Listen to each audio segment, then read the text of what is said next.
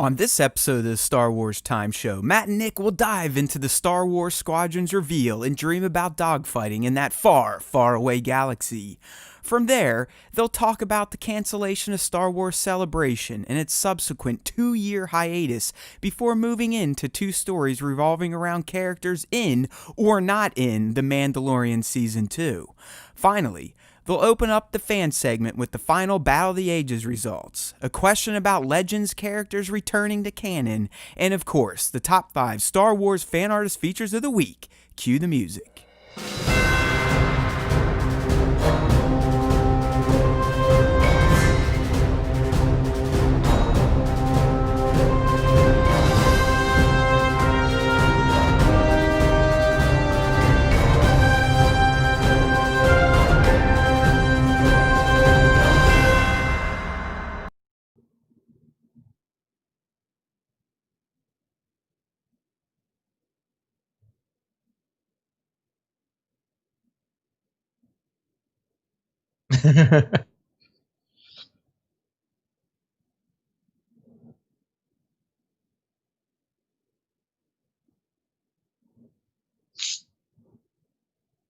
Yeah.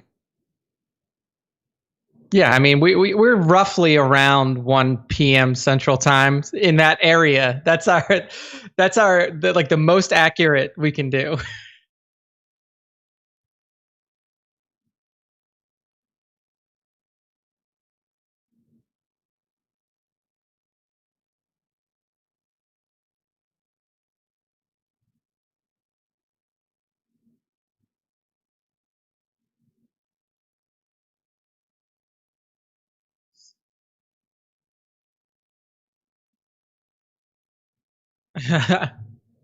Yeah. Oh no. I can hear Matt's audio, so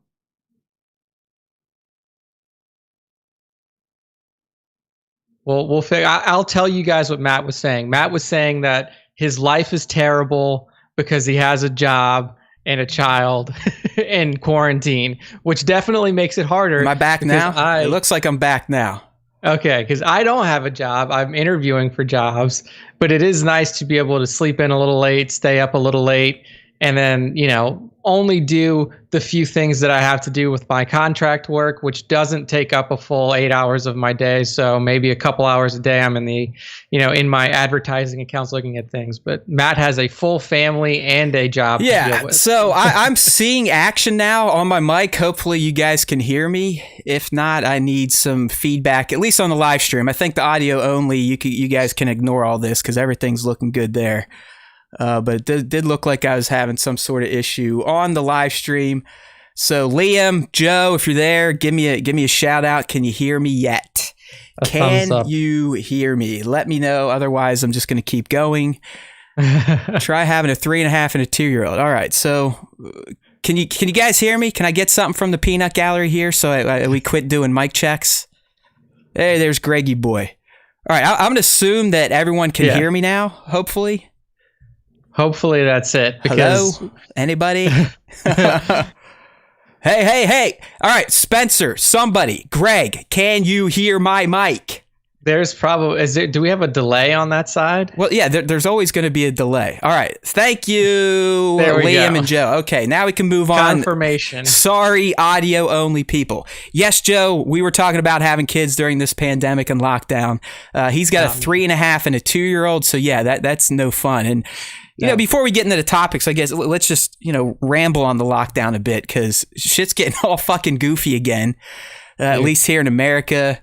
I've stayed committed to it. I'm not some idiot. I'm not, what do you want to call me, a libtard or whatever. I'm just someone that believes in science and data and what the federal government, the state government people have been saying. So I socially distance, and yes, I wear masks when I go out. All right. Do I feel like a douche wearing a mask? Sometimes, but who cares? All right, who cares? I mean, I've been doing it pretty much the same way. The only big thing I have a bunch of Star Wars masks, by the way. My wife made a bunch of Star Wars masks, so I at least have that going for me. Yeah, I got one Star Wars mask, but like my thing is with the cloth masks, I wear glasses, and Oh, because yeah, they you don't got have the- like a nose Yeah, pinch the old thing, my fog glasses action. Yeah, so I'm like, well, so I just you wear need the surgical little masks. wipers up there, like Yeah, shweet. basically. Yeah, but hey, there's still a virus, all right, my friends. It even made its way back to New Zealand, which it totally cleaned it out, but two assholes from the UK snuck it back in. So Yeah. just because everything is opening again and some of your asshole neighbors or friends are out reliving life like there is no virus, spoiler alert. It's still here. It's still infecting motherfuckers like a son of a bitch and killing motherfuckers by the thousands every day. So here's my plea, my advice, just the way I kind of handle things. I'm someone that has a privileged life, right? I'm a white man. I've had a good life. I wouldn't say my parents were rich, but we weren't poor. So the idea of sacrificing, saying going to restaurants and bars or to cookouts with friends really doesn't seem like an honest to God sacrifice to me, right? I mean, we're talking about people can't even sacrifice luxuries. That's too big of an ask. It's an encroachment on freedoms. Like, what the fuck have we come to? What have we come to here? I will say that I'm going to be going I'm going to Louisiana in July, on July 4th. So that I am breaking quarantine for the first time since it started. I'll tell you, the most I've broken it was 2 weeks ago. I went up to a friend's house. We stayed distance. My family wore their masks. They're a bunch of commies. They weren't wearing their masks. And after that, I was like, yeah, okay, I'm good. I don't need to deal with this shit. So it's been 2 weeks since I saw that guy. I might go back this week because, you know, I wait the 2 weeks to make sure I don't die, and then I'll go back out in public so I'm not spreading it all over the place. But, you know, this isn't the COVID-19 show. I don't know. I get frustrated sometimes, especially in this country, just reading the shit, all these morons that have politicized this virus. It's fucking insane. Like, literally, we live in the bizarro world. Yeah, okay? It's a weird time. It's a weird time. It's really weird in this Earth space. Really that we weird, live but in. just your friendly reminder from Buttmerica. See, we have good fans. They get it. Bossa Jan understands. But Merica, he's right. We got to have our freedom. You know, if you don't give me a fucking haircut, you might as well just take all my liberties, right? Like that's what we've gotten to. But whatever. You just shave the head. There we go. Just like yeah, I mean, Nick and I, we don't have to worry. We're just fucking bald. So all you got to do is get the old clippers and just zzz. I mean, if I paid someone to cut my hair, I would be an asshole. Okay. Yeah, I know. If you're bald and you have somebody shave your head for you, you need to just stop doing You're that. You're a douchebag. You are a douchebag with a capital D. Just embrace the baldness. Either buzz it like I do, shave it like Nick. It's okay. Hair isn't everything. As long as you got hair on your balls, you're good to go. Right? Oh, yeah. All right, dude. So let's get off all that bullshit because I'm sure we just pissed a bunch of people off, or at least the MAGA crowd. So getting into the topics here, we're not doing the top 5 yet. I know I have that pulled up on the screen. We're not gonna jump around the show yet. You know, that's the end. That's the fan segment, the much improved fan segment, thanks to Nick's tournament and the fan question of the week. But as we do at the start of the show, we usually like to cover any new collectibles that have come out, money I've wasted on shit, or things that Nick wishes he could buy if he was into collecting Star Wars toy. Nick's correct. He's more into just saving money so he can eat and have a future. Yeah. Where people like me and a lot of these assholes in the chat, we spend all our money on toys because we gotta have them, right? Currently, yeah. The only upcoming piece of, I guess you would say, merch or, collectible that I'm getting is when the Darth Revan Force Effects lightsaber first was revealed and the pre-orders came up. I put my pre-order in for that, so that's going to be coming in September. Now I just have to make sure that they let me change my delivery address on it, because when I ordered it, when the pre-orders came up, I was using my apartment address, and now I have to change it to my home address. Oh, and knowing your luck, they'll fuck it up. They'll deliver it to the wrong address. The people will keep it. They won't return it, and you just won't get it, and you won't get your money back either. Yeah. I'm predicting it right now. I can see it. I have foreseen it. Yeah, if my luck holds up to what it is now, then that's probably what's going to happen, and I'll be out $220. Or it'll show up and it'll be like one of the very few defective ones, and you'll have to send it back right away. And because they're probably sold out, you'll have to wait another 3 months to get a replacement. I will say that you cannot do pre-orders anymore. I don't know if pre-orders are sold out or what. But because I tried to, I was going to go on and I was going to cancel it and then pre-order it with my home address, and it wouldn't let you. It said none available. So, it's totally. Look, my vision is already coming to fruition, dude. I'm telling you, if the delivery is going to be fucked up, or you're going to get a defective product. So, the Peanut Gallery wants to know you're not getting the new Deadpool talking mask that Hasbro just introduced today. I will not be getting that. You're not a fourth wall breaker. Anyways, not until I get a job. Yeah, that's right. Yeah, I mean, pretty soon Nick's gonna become a gigolo. So I mean, the guy's got to make some money, right? I mean, Taylor's gonna get his ass out on the streets and pimp that shit. So watch out. If you're in Austin and you want a bear experience, give Nick a call.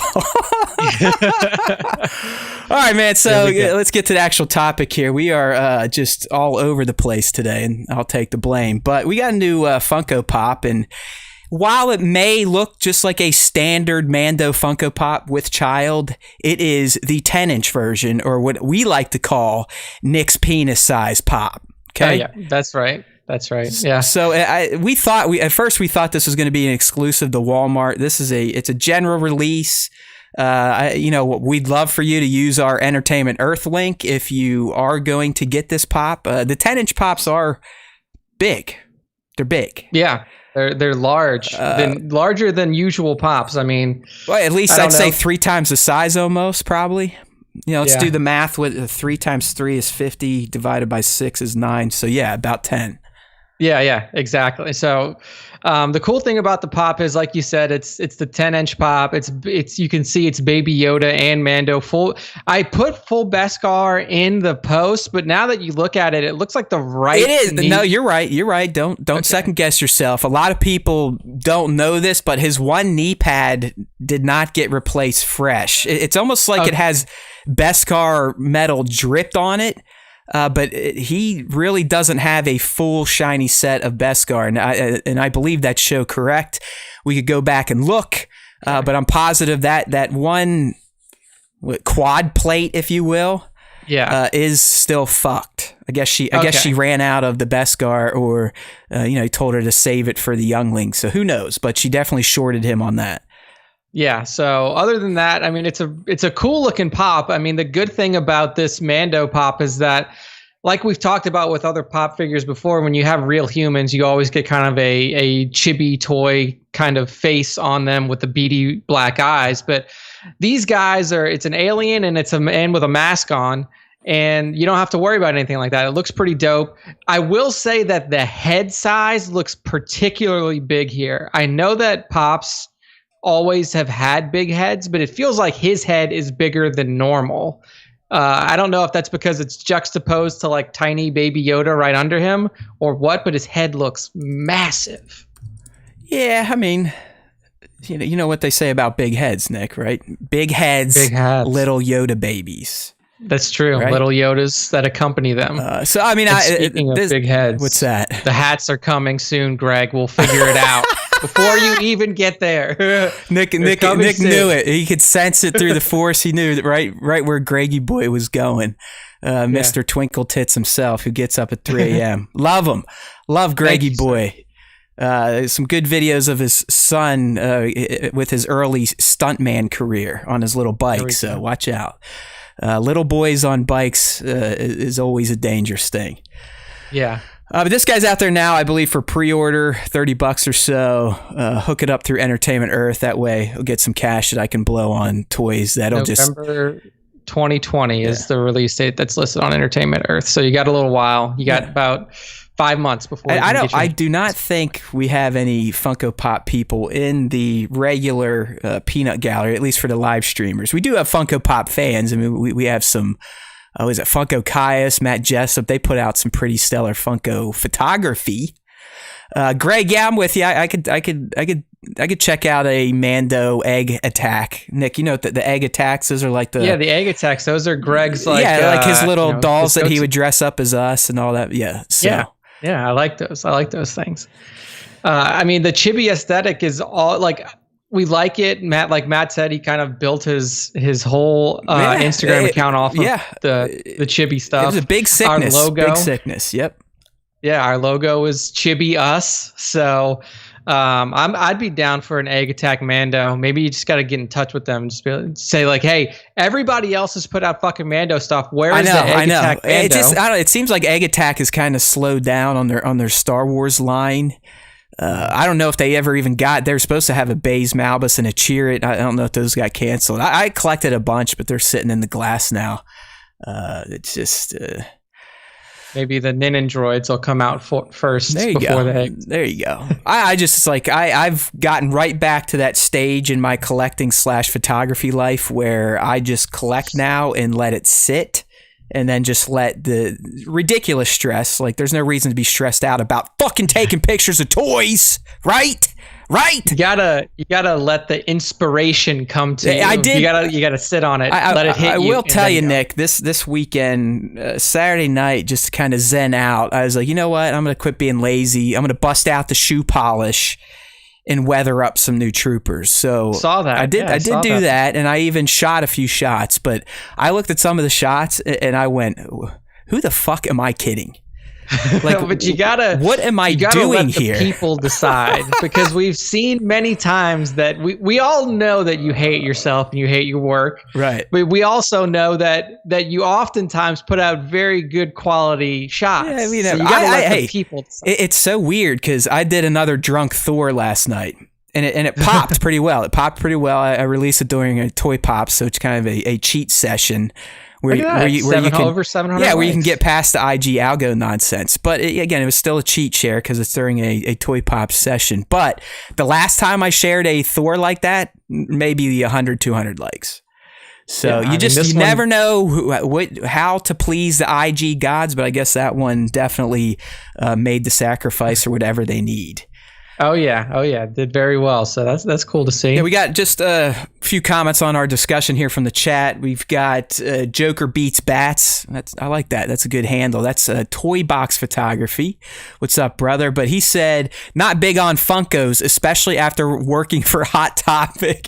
I totally get that, because I mean Hot Topic became one of the main hotspots for exclusives and just collecting pops in general. I mean, they've almost taken over their store. I don't know if they've scaled back since I quit collecting them, but yeah, we feel you on that, Joker Beats, no doubt about it. Get the hyper real Luke on a shoot. Tones, he's at least made it into the I'm gonna shoot at some point in my life box, so that's a big step. He's gone from the graveyard of unshot toys to it's in the box to be shot. And I think I've figured out a creative way to weather him too without ruining it too much, because I tried to weather it. Nick, he's all rubber. So as soon as you put liquid on that, the rubber starts beating up like a fucking eraser, right? You remember that? You know, you're old enough to use a pencil. So you remember you get there with your eraser, and then all the little eraser shavings get everywhere. That's essentially what happens to Luke. So as you're weathering, you're essentially erasing the layer you just weathered and creating little dingleberries all over the motherfucker. Good God, so, dude, that's a nightmare. I figured out my hands were dirty. As Greg said when I posted, it looked like I was at the police station giving fingerprints. Yeah. So just with my dirty fingers, I started to feel up Luke, you know, kind of molest him a little bit. And just by touching him with my dirty fingers, I imparted some of the shoe polish in a way that it didn't create dingleberries. Yeah. So I kind of have my hyper rare Luke a little weathered, but slightly ruined because, again, I erased parts of his body. That's so ridiculous that they would make it out of that material. Like, that's supposed to be your premium line, right? Like, Hyperreal is like their new, like a new line that's supposed to be super good, look really good. I don't get the rubber. I mean, I get the rubber on Vader, right? Because it really looked kind of like his cloth and that faux leather shit or pleather or whatever he wore. Yeah. But all rubber Luke, like what the fuck? I mean, why? Why not just give him a cloth soft goods outfit? Yeah, I don't understand that. And then like if you look at that Luke, he looks so monochromatic. Like he's just one shade the whole way down. And it's like, look, I get it. Yeah, he was definitely wearing a brown coat. But like you could put a little bit of variety in the coloring of the figure itself, because now it just looks like one kind of tannish mess. And you don't even like, the weird thing about this is like, I don't know if they just did the eyes poorly, but the eyes on that figure, like you have to go in and post and do something to the eyes because they look so weird. I don't know, man. Like it's definitely a questionable entry into this new. I know, but Tones is right. I need to just get him out there, take a shot. I mean, it's warmer where I'm at in Columbus, Ohio these days. I like to spend time outside, not down in my basement where I can get a little more creative with lighting because I have complete control over light sources. I mean, that Luke's like, what shots do you give him outside? Yeah, you could like do some Dagobah shots because he did throw that stuff on here and there. I don't know. I mean, but I'm you're working mostly on it.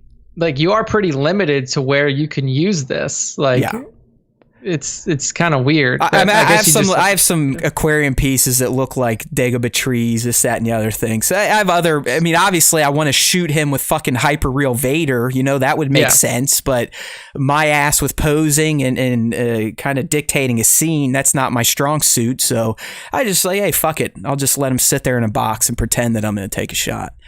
Eventually. All right. Well, that's enough on all my bullshit and my whiny, my life sucks so bad because I get stressed out shooting toys, right? That goes back to my initial conversation on my privilege, okay? I fully understand it, which is also why I'm A-okay not leaving my house for a few months to ensure that more people don't get infected with the death.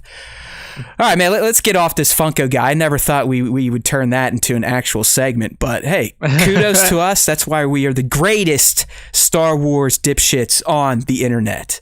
100%. But next one here, this is a big one, right? I mean, this is one that I've been wanting to talk to you about. Fans been wanting to hear about. I mean, we were talking about last week. This is Project Maverick, by the way, for those that are too dumb to put two and two together. But we're talking about Star Wars Squadrons, which got more or less outed by some intern at Xbox. The way this played out, Nick, right, is last Thursday or Friday, I believe. It leaked on the Xbox store. The product listing went up. People got in there, grabbed all the details, and essentially forced EA's hand to the point where they had to put up essentially like an official 2 days out. Oh, by the way, we're gonna go ahead and actually get the trailer cut and edited now because this fucking idiot over at Xbox released this. So tune in Monday. We'll show you the official reveal trailer, which we got. We checked it out. I'm too scared to play it because of my fucked up system, and it could knock out. Who knows? Could literally kill the audio or the whole stream. For anything. But I mean, the game itself it's definitely not something that Matt and I like jumped out of the screens for. Like we didn't just like, oh my God, this is exactly what we wanted, because it is a typical EA move. It is a $40 game, so just put that in your head right now. Let's actually, before you go on, Nick, that is, we were talking that kind of when we were in our planning session, but I don't think that's a point that stands out to a lot of people. I mean, if you're a gamer, you when you hear that price for a brand new AAA game, you should wince a little bit, okay? It should make you feel a little funny. And I'm not saying like, hey, I want fucking $80 games, or that I love the $60 price point that games are at these days. But based on past experiences, games with a license like Star Wars that come out for less than $60 are probably lacking content.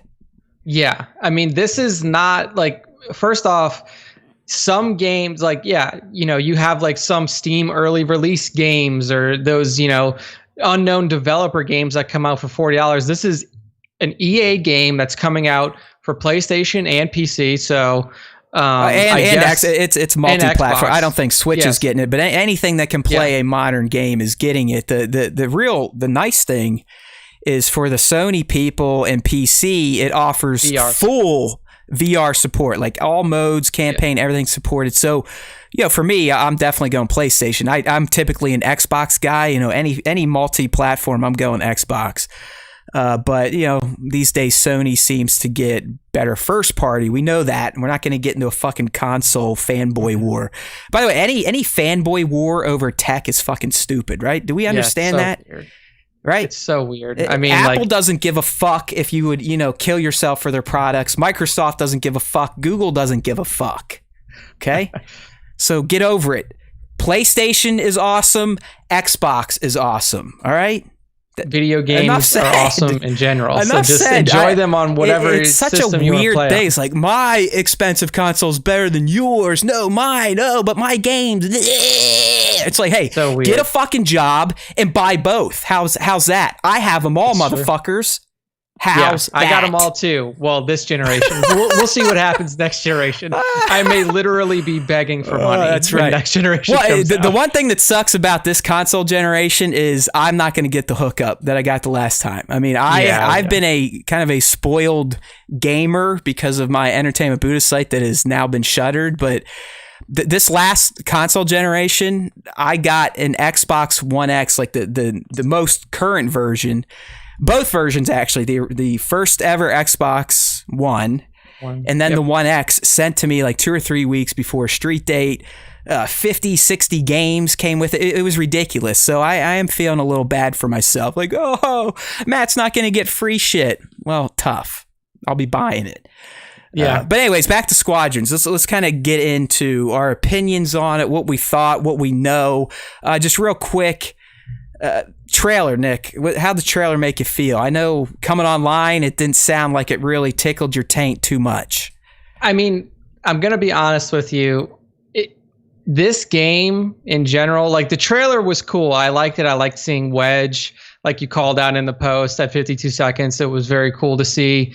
Like, we didn't get to see, from what we could tell, real gameplay. It was in-engine footage. Yes, that means that you're seeing what the game engine can produce for this game. I still think it was mostly cinematic, though, right? Yeah, exactly. It was all cinematic, and you didn't really get to see any gameplay. So looks cool, but it's supposed to look cool. That's their hook. Gameplay coming 18th, though. So we will have another conversation on this game next week for sure, because EA is going to, I would assume, Nick, probably like they did for Fallen Order, we'll probably get anywhere from a 15 to 20 minute scripted demo, if you will.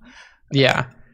The first thing that I thought of when I had two initial thoughts. First was, wow, they really just took the dogfight mode from the original Battlefront 2 and made it its own game.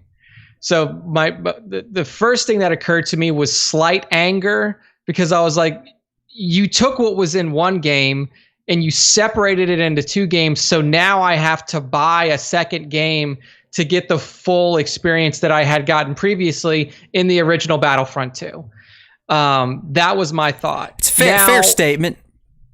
Yeah, I mean, at least till we see the supposed campaign. I mean, if it gives us a 6 to 8 hour campaign that is memorable, adds Jesus, sorry about that, adds like legit canon, then fine. Yeah. So what? Fine. I'm all about it. Especially at a $40 price point. And don't get me wrong, people. I'm not bitching that the game's cheaper. I'm just making a point. Typically, when a game of a license this large retails for less than your standard 60, you got to wonder why. Is this EA just all of a sudden going, hey, fuck it, we don't care about profits anymore. It's the COVID, all this shit. We're just going to start charging $40 for our games? I doubt it. They probably did enough analytics, testing, this, that, and the other thing, and figured out, for what we invested, this is what we need to charge to hopefully sell enough copies to make some money. Yeah. And the other thing that occurred to me was, it's another EA move where it's just like Battlefront 2, and like, yes, it has a single player campaign mode, which we will see if that is anything substantive, but it is, again, online multiplayer focused, which is just, I hope that they have other things in the works. I hope they do. No. Because one thing that we kept calling out was like, everything is online multiplayer focused. And I know that, like, hey, you know, for a majority of the people out there in the world, that seems to be what people are interested in. Just face it, gaming is passing us by. It really has shifted. Like the newer generations, their focus is battle royale, multiplayer. They just don't care. Because I mean, and I'm not blaming them. I'm not saying they're stupid. They were raised on shooters. They were raised on multiplayer. Let's fucking roll. Let's talk shit. Let's camp. Let's teabag. All that stuff. Let's emote. Let's dance. They weren't raised on challenges and story in their games. So I get why all of gaming is shifting this way. It sucks for people like us because I don't think it's ever going back. Yeah, I mean, you'll get... The good thing is that you have studios out there like Naughty Dog that will put out, from what it seems like, is the best video game ever in The Last of Us 2, and it's completely single player focused. That's Friday, right? That comes out on the 19th, I think. 19th, yeah. So, I mean, I haven't bought a new video game in a long time. It? I'm probably I mean, it's been a while since I played the original. I might just need to watch like a recap video, but I think I may check it out. I remember everything from the original because it's probably my favorite game of all time. It's a great game. I've basically been slow burning it because I love it so much. I mean, we've talked about this before, but I'm at the very, very end of FF7 Remake, which to me has been one of my most favorite games of all time. Yes, a lot of 1997 FF7 nostalgia in there, but I fucking love the direction that they took this remake in and how much more they fleshed out. Just really the opening 4 or 5 hours of the original game is now a 30 to 40 hour third person action RPG. It still kind of has that wonky FF7 flair. Definitely the over sexualization of female bodies. I mean, that's just a Japanese game making style. Exactly. I mean, Tifa's boobs are literally this big. I mean, you can see on the video. I'm talking torpedoes. Okay. Yeah, I mean, she was always a buxom individual. She can kick the shit out of motherfuckers, but. Yeah. I've been loving that, and just kind of bring this back to TLOU too. It was nice to just be back to gaming and not having to write a review or be critical of a game. So I think, like you, I'm probably also going to be a day one buyer of that. But believe it or not, someone sent me a game to review because I still have the Entertainment Buddha YouTube channel. So I guess they're like, hey, why not? But I've been playing this game. It just released today. Or if you're listening on Wednesday, it came out Tuesday. It's called Summer in Mara. Nintendo Switch, PC. It's kind of like Animal Crossing / Harvest Moon. So there's crafting, farming, but there's an actual story to it. And the crafting actually leads to progression in the story.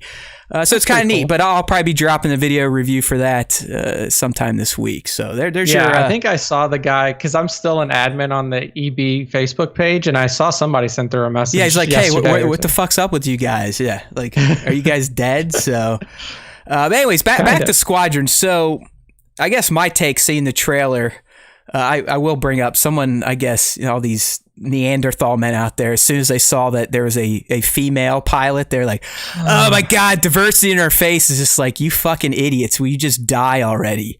Yeah, just go away. In terms of the trailer, like, I don't know. I think it did its job for a reveal trailer.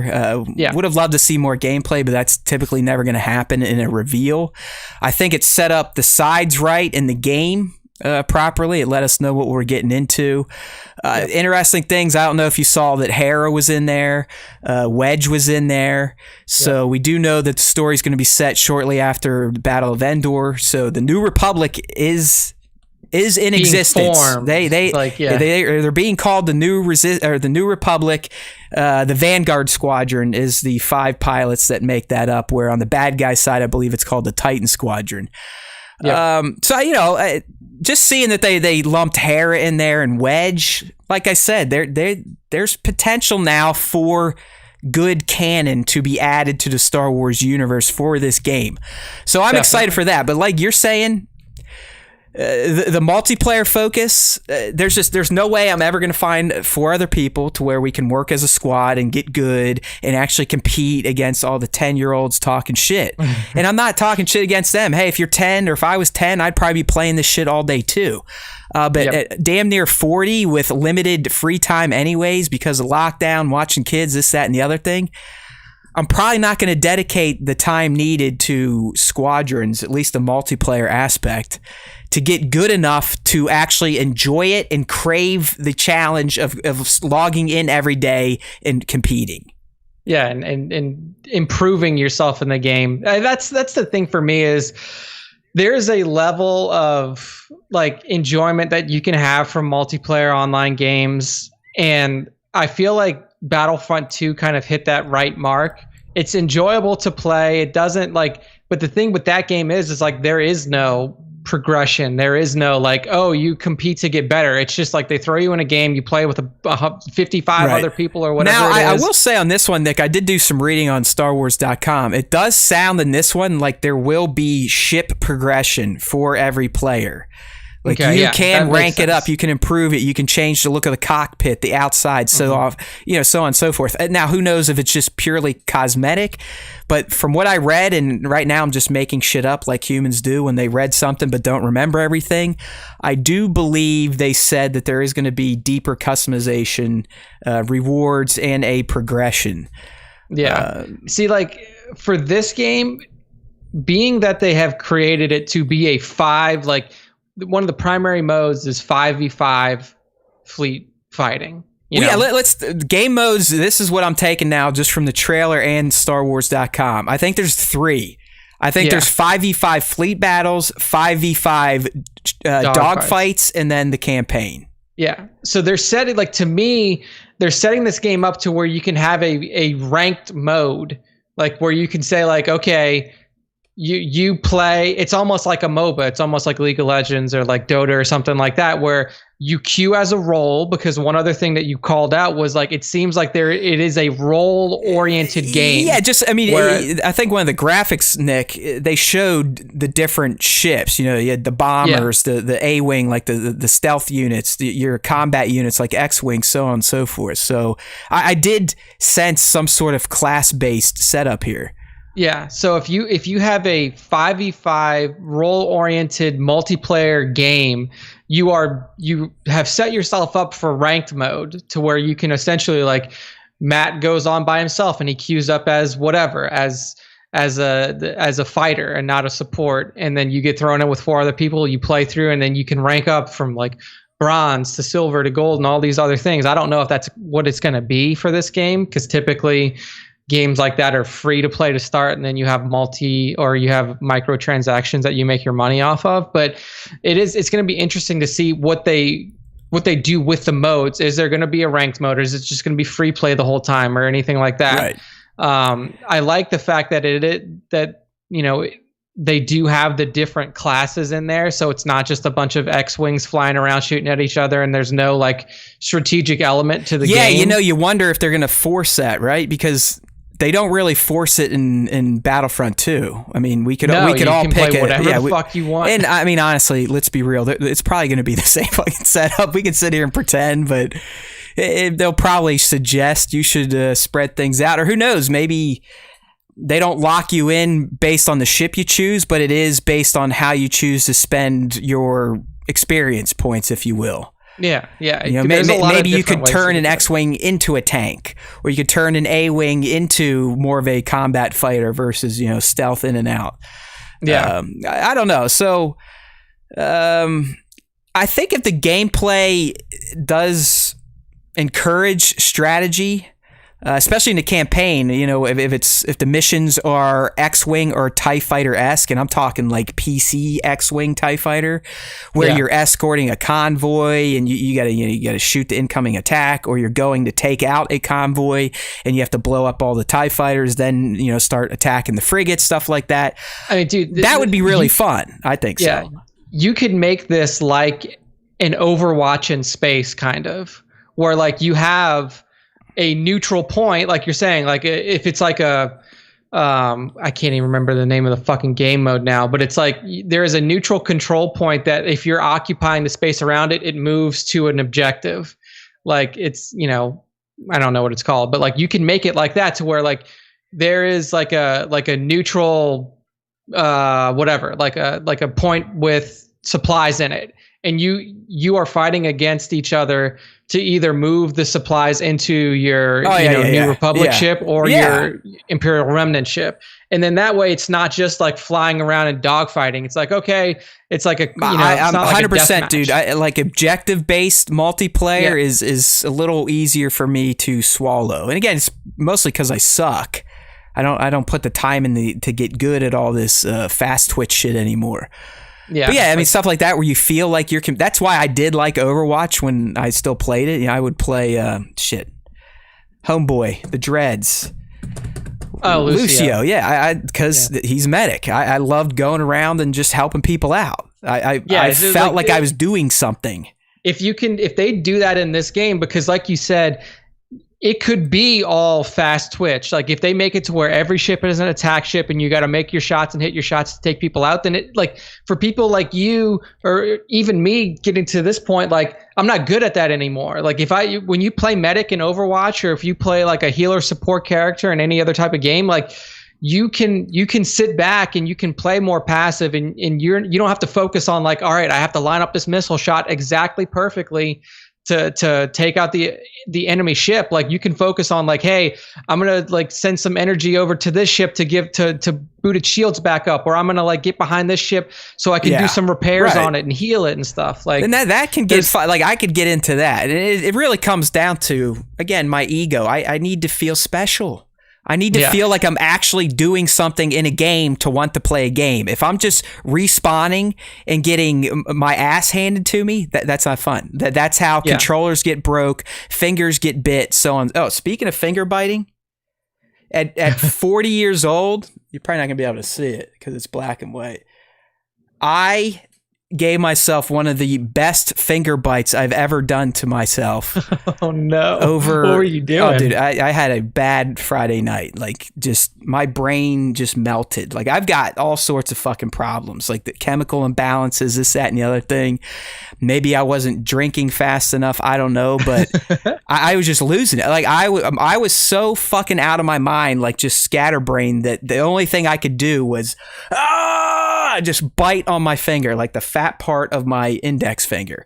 So much so that I still have blood blisters. So if you guys thought my act and like I'm crazy was just an act, you're gravely mistaken. I'm fucking nuts. So I just hate doing that shit in front of my kid. It's like anytime I do anything like it's sometimes like for some reason now, like my sleep schedule is all fucked up because I don't have to wake up at a certain time anymore. Yesterday, I'm like, or Monday, it's like, hey man, what'd you think of the trailer and stuff? He's like, I just got up. It's like fucking, it's like noon. Dude, I like for the last week, I haven't gone to sleep until almost 3 a.m. every day. Yeah. And like, I'm just like, because my girlfriend Taylor goes to sleep. Are you like up, or are you o'clock. Fading in and out all the way, and you just finally drag your ass to bed at 3? No, I'm just up. Okay. I'm awake. You're kind of fall. How old are you now? 30. I'm gonna be 32 in August. Yeah, because I'd say almost throughout my 30s until the past year or so, pushing 40. I was up, not tired at all, till about 2 or 3, and then I just be like, okay, you should probably go to bed. But then I started only sleeping about 4 or 5 hours, so I'd still be up at 8. Yeah, so I mean, like I can do that, but now that I know that I don't have to, you just roll. 11. That's awesome. I even these days I've transitioned to like the true old man stuff, where around 11. I'm on the couch and basically soaking in TV through osmosis. I'm not really watching it. I'm not fully sleeping. I'm kind of like in a zombie state, right? Where it's like you'll wake up and be like, oh shit, that episode's over. I guess I missed all that. Well, let me lay back down. Oh, maybe I should just get up and go to bed. And then you get up again. You're like, oh fuck, there's another 45 minutes lost to the couch. So yeah, you float in and out. Yeah, that's where I'm at. I'm just like on my computer. I'm playing a game or doing something, and I keep it right here. This is my CBD vape pen that I keep right next to my computer. So if a game gets me frustrated, I just take a long drag off of the CBD. Yeah, you need some THC in that CBD for your ABCs XYZ. You know what I'm saying? Yeah. I don't know a good contact to get like, because this you would honestly think, yeah, I mean, it's the same thing that THC pods are, but you would think in a city like Austin that's pretty, liberal, right? Yeah. Or progressive, if you will.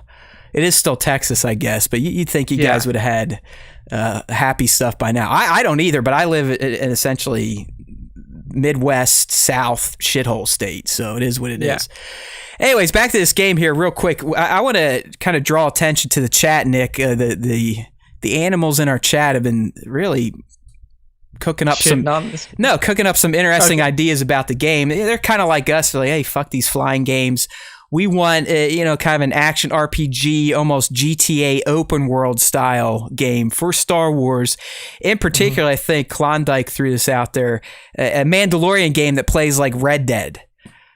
Oh God! That kind of kicked off. Joker Beats Bats was in there. I mean, it got a lot of support for that. So I mean, we're with you, friends. We've back in the day when we didn't do it live and we would do 2 shows a week. We typically do our usual show, the prime time, and then we do a special topic.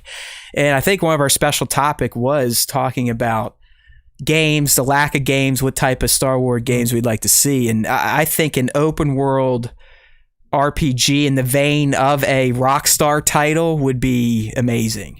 See, here's one that I think, and you could almost take the exact format of this game and just make it Star Wars.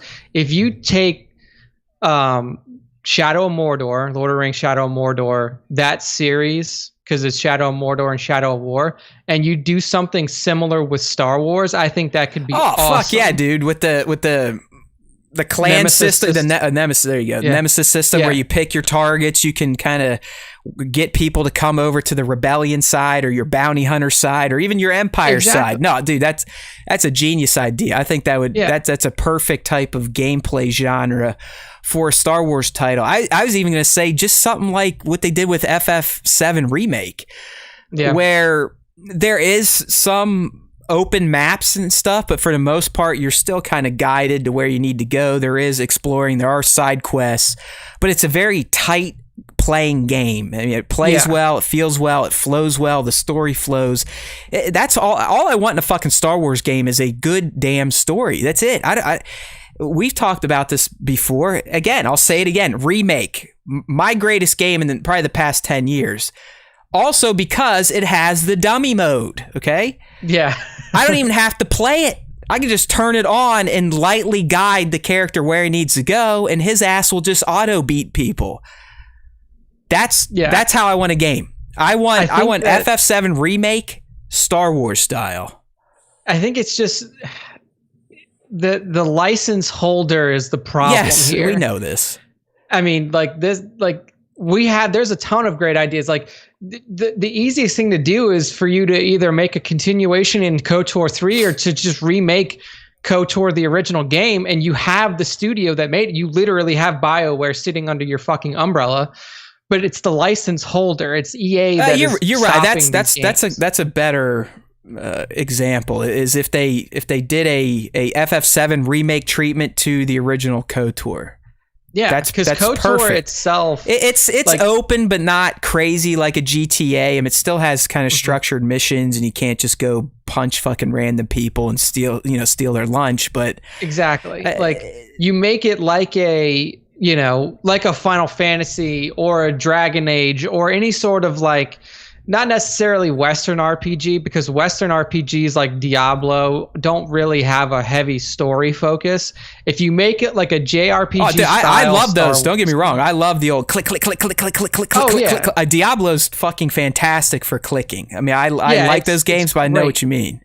Yeah, it's like I want something JRPG-like because they are more story-focused. And like you said, it's not on rails. It's not like you have to go this way in order to move in this game. Like you have some freedom about the map, And that's what KOTOR was. It was a JRPG style game where it is heavily focused on the gameplay and the storytelling aspect, but you do have some freedom to move what about. Is it? It's like after the first main mission.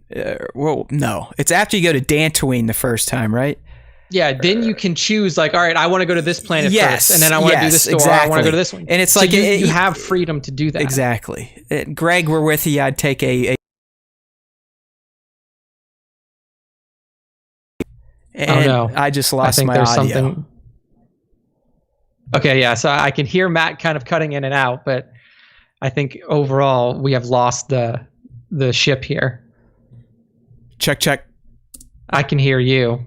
On Skype side, at least. Yeah, hey, keep them going. I'll get this figured. I don't know if they can hear you or if they can't hear me. I'm sure we'll find out. I'm not sure either. So, but like, check. We were talking. The perfect game for us is just going to be more story focused, and I don't know if EA wants to dedicate resources to that. Can you hear me, Nick? I can hear you, Matt. I can hear you. And one of the main things was, I'm just going to keep talking for a little while until we see if we can get this going. But let's check out the live stream chat, because I'm not in the live stream chat. But like, what I want to do is have a game like, okay, yeah. So it seems like I could hear you on the live stream chat too, because I just jumped into it. But Amy Hennig, Amy Hennig, right, Matt?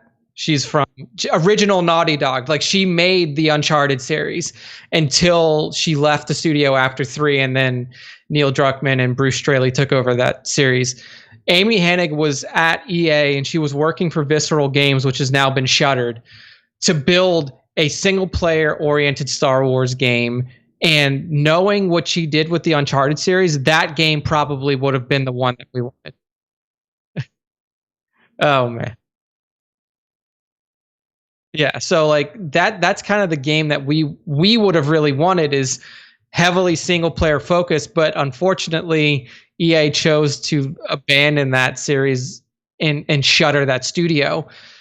It's just hard. It's hard when you're in Star Wars land right now, because your license holder is a single entity, and as as Lucasfilm or as Disney, you really don't have a say in what they make. Like, when they signed that contract to take over complete control of third party game releases and AAA development, they've also been able to just literally control the license to the point to where they can choose what they make and what they don't make. Like, I don't think that Kathleen Kennedy can tell them like, hey, we want you guys to make a story-focused game here, a single-player story-focused game. So anything now on the stream? Yeah, there's something up with your mic, Matt. I agree. So hopefully it's back and working now, but we never know. I think Nick kept us afloat.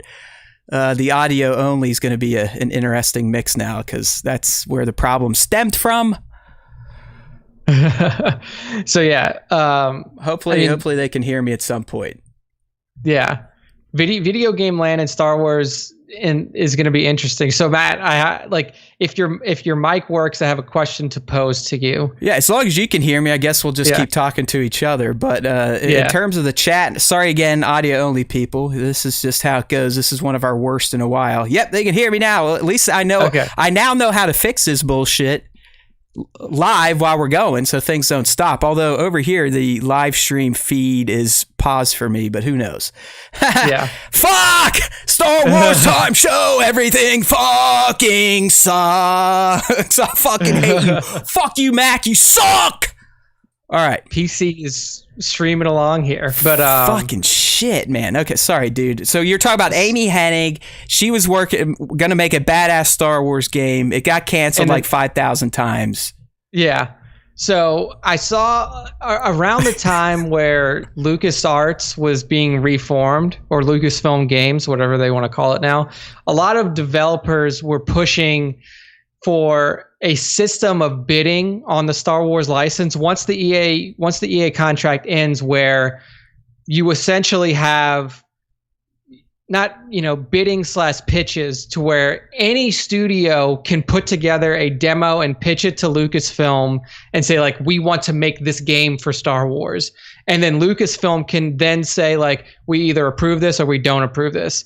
Is that something that you think would work? Like, do you think that a system like that, where you have essentially any studio pitch any game to Lucas that they want, or Lucasfilm games? Nick, that would be fucking awesome. But in the end, they exist to make money, and they make the most money selling or renting the license to a publisher. So yeah, I think, I mean, your way, it's a very democratic way. It'd be the best way for us as gamers, because we would get the best games, period. Because only the best pitches would get greenlit, right? I mean, it's almost turning it into a movie making process. Basically, yeah. So yeah, I mean, I think that'd be fantastic. But in the end, the guys in the suits typically only care about stock dividends and the bottom line. It's not really ultimately about the license, about the storytelling. It's about the greenbacks. So yeah, it's never going to happen. I mean, I think they gave EA the license for 7 to 10 years. I can't remember the exact date. Do you know? It ends soon. I'll look it up now, because I think it was a 7 year. Yeah, I think you're right. I think it is 2022. Yeah, so this is what's going to happen. They'll just rebid it out. EA probably already has the inside shot to it, and they'll either just pay more than they did 7 years ago, or try to work Microsoft down, or work Lucasfilm down, or Disney down in price, but which is never going to happen, because they know that they have the Star Wars video game license. So yeah, it's going to go to the highest bidder. It's going to go to a major publisher again, and it's probably still going to be EA. So yeah. I mean, it's 2023. It ends. It says that it was a 10-year deal signed in 2013. Okay. And then also in this article that I'm looking at, it's on, I've never heard of this website before. It's called Tweaktown. There's concept art for the Visceral games, and it was called Project Ragtag, and it would have had a multi-perspective story arc with bounty hunters. So it was focused on. Yeah, so kind of like what the Peanut Gallery was talking about. Bounty hunter, slightly larger world, open, you know, multiple quests, this, that, and the other thing. Yeah. I mean, all I can really say to people out there that want EA to change, or maybe listen to gamers, the only voice you have is with your wallet. With the dollars. You let them know loud and clear that you enjoyed Fallen Order. So guess what? They're going to keep that going. Like it or not, Fallen Order is a franchise at this point in time. I mean, you're probably going to get a Cal follow-up. You may even get other titles set within the Star Wars, Jedi, whatever franchise. If you keep playing Battlefront 2s and you keep spending the money to get cosmetics, this, that, and the other thing, they are going to keep making them. Why do you think COD gets made every year? Even though people are like, oh, another COD. Oh, no. Well, guess what? You assholes all go out and spend $500 million the first week of COD game releases. So that's why you get one every year. It's so hard, too, because it's like this game, Star Wars Squadrons. It's a $40 game. I know that I'm probably not going to play it a lot, but I also want to experience it. So like, yes, I'm probably going to spend money on it at some point, but it doesn't necessarily mean that like, this is the game that I wanted from you, EA. It's just like, I'm such a Star Wars nut that like, I want to play everything Star Wars related. So it is one of those things where it's like, yeah, we're going to spend our money on it. It's probably going to do well because it's a Star Wars licensed product and it's a video game. But like, is it necessarily what I want from you? No, but you know, I think like you said, at this point, it's not really up to us anymore until there is like a really big failure on EA's point. Yeah, the only way you're going to get this stuff to change again is just don't buy the shit. Don't buy the shit. I mean, we're great at killing movie franchises by not going to see movies. It's the same idea. If you want the stuff to die, don't buy it, or at least punch out the people that keep buying it and playing it over and over and over again. So, I mean, that's our deal on Star Wars Squadrons. Yep. We'll have more next week after the gameplay. We'll definitely be tuning in for that shit. So we're not done yet with the Squadrons. We will keep you updated. October 2nd is the release date now. As you know, with video games, they could be pushed back, they could be delayed, they could be pushed forward. Who knows? I think this one's set in stone, man. I think this thing's been canned, ready to roll. That's why it's $40. They're just ready to push the button. I mean, I'm surprised they waited until October 2nd at this point, but that is the release. I'm like I said, I'm going PlayStation for sure. I want to check out the VR stuff, mostly because my PSVR has a few millimeter thick layer of dust accumulating on it right now, and I just want to dust it off. So good discussion on Star Wars games there. Thanks, Peanut Gallery, for your input, and apologies for the tech issues, but I can guarantee you that's probably not going to be our last one.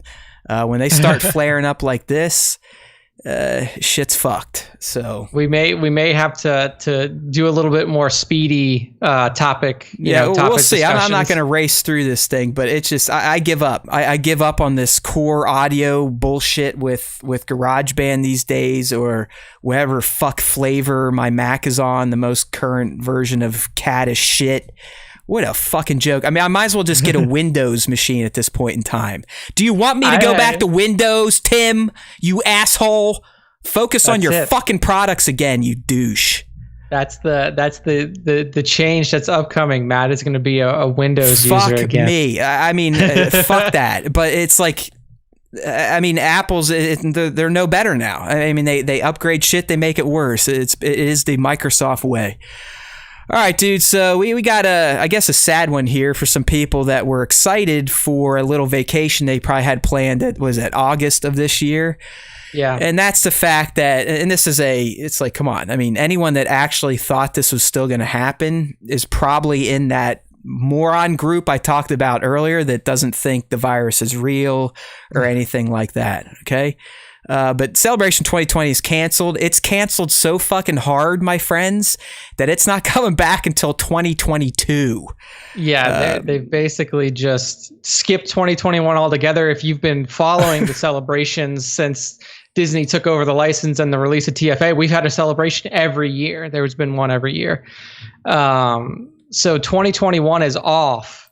And what's actually cool about this is that 2022 is going to happen back in Anaheim, where 2020 was supposed to happen this year's, and it's happening on the weekend of my birthday. It's August 18th through the 21st, and my birthday is on the 19th. So there you go. I may do a 2022 34th birthday celebration trip for myself. Yeah, because the way they're doing it, Nick, basically, if you already secured tickets, passes, whatever for 2020. You can choose to either transfer or get your money back, right? Yes, you can do a ticket. Actually, there's 3 ways. It's a little weird. You can ticket transfer to 2022, no charge. Anything that you do, anything that was a part of your 2020 ticket will be a part of your 2022 ticket. You can get a full refund, or you can receive a refund or a credit as Star Wars Celebration merchandise. So instead of getting your money back, they're mad geniuses with keeping money. So if if you're like, oh well, I have the money to buy a ticket in 2022, so I'll just take the 2020 money that I spent and apply it to a Celebration merchandise credit. So you can do that as well. So those are the options. And they know that Star Wars fans will be like, oh yeah, fuck it. I'll be spending $1,000 on tchotchkes anyways. So just keep my money and I'll spend more. They're asking, when will tickets be available to buy? Typically, the way they offer tickets is, I believe 2020 tickets went on sale November of 2019. Yes, or like spring of 2019, and then media passes were in the winter of 2019. So Klondike, it's usually almost a year beforehand that they offer tickets. But here's the deal with the way they're doing this: if a lot of people keep their tickets, there's not going to be many tickets to buy, because I believe the show was mostly sold out in terms of the good passes, the multi-days, this, that, and the other things. The Jedi Knight. Right. Unless a bunch of people have requested refunds, I think getting tickets to this are going to be challenging. Now, I will put this challenge out to our fans and Nick and myself. 2022, we better get a fucking media badge for this motherfucker. Yeah, I would hope so. I mean, if we're not big enough by 2022 to get a press invite, a podcasting badge, we should quit. I know, right? That's a challenge. Like Matt said, challenge to you guys. You have 2 years to put us in a position to where we can go for free. It's not. I don't even care about it, because I've gone as media for the past 2 or 3, and I still buy passes. It's not. I'm not like, oh, I want free. I want the access. I want it's the recognition. Like, you've done enough work as a dumbass Star Wars fan to get recognized as a Star Wars media member. So that's what it really is you get access to all of the vendors that are there. They have a fucking podcasting room. Podcasting gets added to the schedule. I don't think we're that big, but I would like to get mixed up in that. So again, it has nothing to do with what Nick and I do. It has nothing to do with our content, how we talk, how many times my fucking mic drops out on a single episode. It's all up to you guys. And by you guys and girls, I'm talking about the dedicated ones, the a-holes, those of you that have essentially quit your jobs to come here and watch us do a Star Wars show in the middle of the day, in the middle of the week. You're the ones that are going to get us to Anaheim 2022 as official Star Wars podcasting media members. There we go. And it's got to be big, because I'm telling you right now, if it's not super big, they're only going to give us 1 pass. They won't even give us 2 for the 2 show hosts. I will say that last year when we went, we had the 1 pass from Entertainment Buddha. And then anyone that went to Celebration Chicago knows that you basically didn't need any type of pass to go there. If you just had balls and you were willing to just walk, you could walk right into that motherfucker in street clothes, no passes, nothing. I will say that I think at least part of it was due to how cold it was, because they were like, people are wearing layers. Right, it was fucking snowing the one day, rain. That was great. It was hilarious. I mean, how many people did we get into that thing that didn't have passes? Jesus. I mean, both of Taylor came in with intern's wife, my mother. It was ridiculous. Yeah, all you had to do was come in bundled up, and they just basically assumed that you had a pass. Yeah, so who knows what Anaheim will be like, or if there will even be humanity by 2022. I mean, we got a lot of shit coming up before 2022, so there could be a lot less humans on the planet, or America could literally be gone.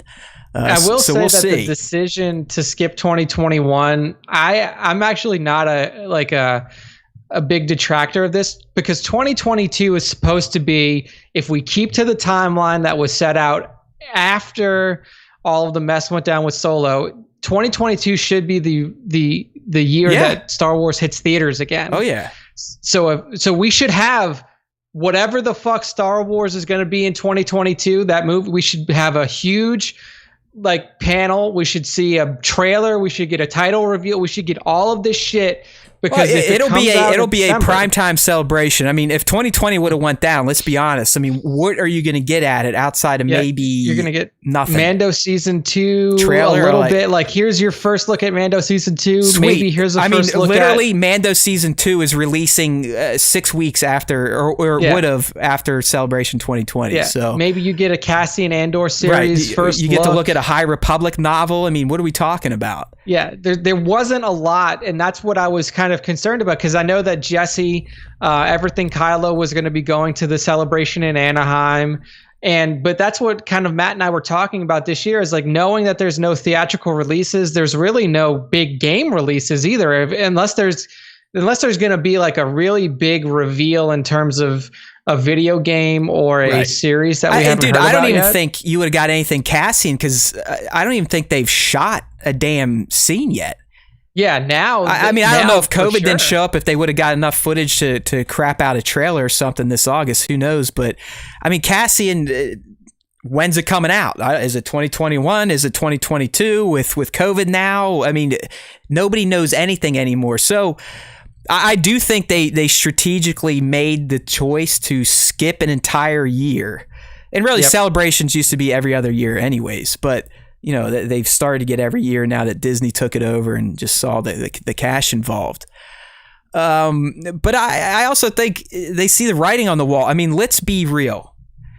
if you are somewhat normal, scientific in nature, are you going to be rip-roaring ready to fucking go, even 6 months from now, into a convention hall that over a weekend will see upwards of a couple 100,000 motherfuckers squeezing through there in tight spaces, breathing the same air? Call me a pussy, call me scared, call me afraid, whatever you want. Are you going to be willing to do that even 6 months from now? And I mean, like, there's no way that any logic, because like, yes, I have a trip planned in 2021 where I'm going to Denver, but I'm also that's like me and Taylor and a few other friends, like, and it's a year away. And we're not doing anything, at least not planning to do anything that is like densely packed. Yeah, it's just, and especially there where one of the big attractions to Star Wars, if you're in, or Celebration, if you're into this kind of thing, is Tattoo Alley. Like, Tattoo Alley is really cool just to walk through because you get to see all of the awesome art that's being done. I got a tattoo over there. Intern got a tattoo over there. Matt's going to get a tattoo over there in 2022. On my nipples. I'm getting a nipple tattoo. Right around it, it's going to be the Death Star. Or I could commemorate my top two. I'd get Vader on my left and Maul on my right, like just their faces. Yeah. And then I could like move my boobs together and put on a puppet show. There we go. So yeah, I mean, we weren't even. I don't even think we were going to go to this celebration, right? I mean, we kind of took a pass on that. Just, I mean, honestly, trying to get into Anaheim from outside of California, even from fucking California, is going to be a nightmare. So, you know, flying 4 or 5 hours, and then there's no direct airport in Anaheim, so you're either flying into Lax or somewhere, San Diego, this, that, or the other thing. You got to drive there, and driving fucking blows out in that part of California. And, you know, I mean, Trevor's saying, yeah, you were going to have a lot of the ESB 40th anniversary stuff. Yeah, I get that. Yeah. That'd been nice, too. And let's be real. It's not like we're just whores for, ooh, it's got to be new reveals. 90% of the fun of a celebration is going to an area where you can interact and hang out with other nudniks that like Star Wars as much as you do. Yeah, I mean, honestly, ultimately, it's seeing Nick, it's linking up with Nick, it's linking up with the intern, it's taking the kids on the show floor, it's seeing fans loving this stuff as much as we do. That's the real draw of Celebration. But I mean, hell, you even ran into Trevor last time. I ran into Trevor. I saw some other toy community people there where they were coming to say, give me congratulations because I somehow tricked Hasbro to put some of my toy shots at their booth. Yeah, I mean, that's what I like to do it. So yeah, I mean, there's honestly not that much. I mean, if you think about what Celebration is in terms of new content, there's only really maybe two big panels a day where you're getting like new stuff, and those aren't even guaranteed. I mean, as they're saying in the chat here, I mean, that the lottery system from Chicago, I'm not gonna. I got to love-hate for it because compared to what they did in Orlando a few years ago, what they did in Chicago was magical. And I got lucky and basically got every fucking panel there was. So, I mean, I'm not a good case study for that. But if you compare it to how they handled Orlando, where it's essentially a cattle call, hey, if you want to sleep on concrete for 24 hours, you might get the TLJ panel. Here you go. No promises. Ha ha ha, suckers. You waited there for 18 hours, door shut right in your face. You know, it's kind of I still contend, I wish they just, I'll probably get slapped here, but offer more of the Jedi Master badges or offer fast passes just for panels, stuff like that. Because unless you're exhibiting at Celebration, the show floor is something you can do for about 2 or 3 hours, and then you're like, okay, been there, done that. I mean, Celebration, it's about the panels and it's about the people. The show floor itself gets old after a few hours. Yeah, you can walk around the show floor on the first day you're there. I mean, the only thing that you would ever do is like you see it, then you go back for merch later if you want to buy something from a particular I'm getting booth. Called out for being a baby, for not wanting to camp out on fucking concrete for 18 hours straight with a bunch of smelly geeks. Get out of here, Trevor. I will tell you, the only time that I've ever camped out for anything was for the Nintendo Wii. How long? I've never camped out, period. I mean, I used to do video game release nights where we'd line up for an hour or two, but I've never waited longer than a few hours. I mean, fuck that shit. I I think I sat outside of a Walmart in line for 6.5 hours for the Wii. And it was cold. Like it was like a winter, like it was not really a holiday release, but it was a winter time release. Right. So it was me and 4 of my friends, and we were just sitting out there by ourselves. And luckily, where we were sitting in line, there was a power outlet. Oh yeah, you were probably like the kings of town then. So one of our friends had a mini TV. He went and got a mini TV, and then we also brought a console. Oh, look and we at were you guys. literally just playing games on a mini TV. Okay, so yeah, I mean, if it's for a few hours and I'm guaranteed to get something for my waiting, great. But I mean, what they did at Orlando, it was not a few hours. It was multiple, sleeping on concrete, no guarantee. So I'm still so someone. ridiculous. It's just, I don't even know if it's the waiting, Trevor, as you keep wanting to fight me in the chat here. I don't know if it's so much the waiting outside of the stress of not knowing if you're going to get in. Like I get very worked up at these events. Am I going to get in? What's it going to be like at the door? Blah, blah, blah. I mean, I'm a freak. We all know this. So that's more of the reasoning behind me just wanting, hey, I would rather pay a premium to guarantee access to panels and shit. Yeah. And that's why those Jedi Master VIPs go so fast and why they cost damn near $1,000 fucking dollars. Yeah. But I mean, if you really want to get the most out of a celebration, man, that's what you got to do. Yeah. And like, I agree with Matt. I didn't go to Orlando, so I didn't experience that, but I feel like Matt and I did a couple of casts while he was there, and just hearing his experience, I have to agree. Like if I'm sitting outside of anywhere for 18 hours and I'm not guaranteed to get in, then what the fuck is the purpose of waiting? Because if in that 18 hours, I could have done so many more things. At least when you get in line, have somebody come through, count out the people and be like, look, this is this is the last person that's going to get in. Yeah, line of demarcation. Everyone outside of this line, tough luck, you fucking lost. Yeah, and then if you want to have them to where like, all right, you wait, then that's fine. Like if you want to say like, you can line up 18 hours before, but this is where the line stops, and if you get out of line, you lose your spot, that's totally fine.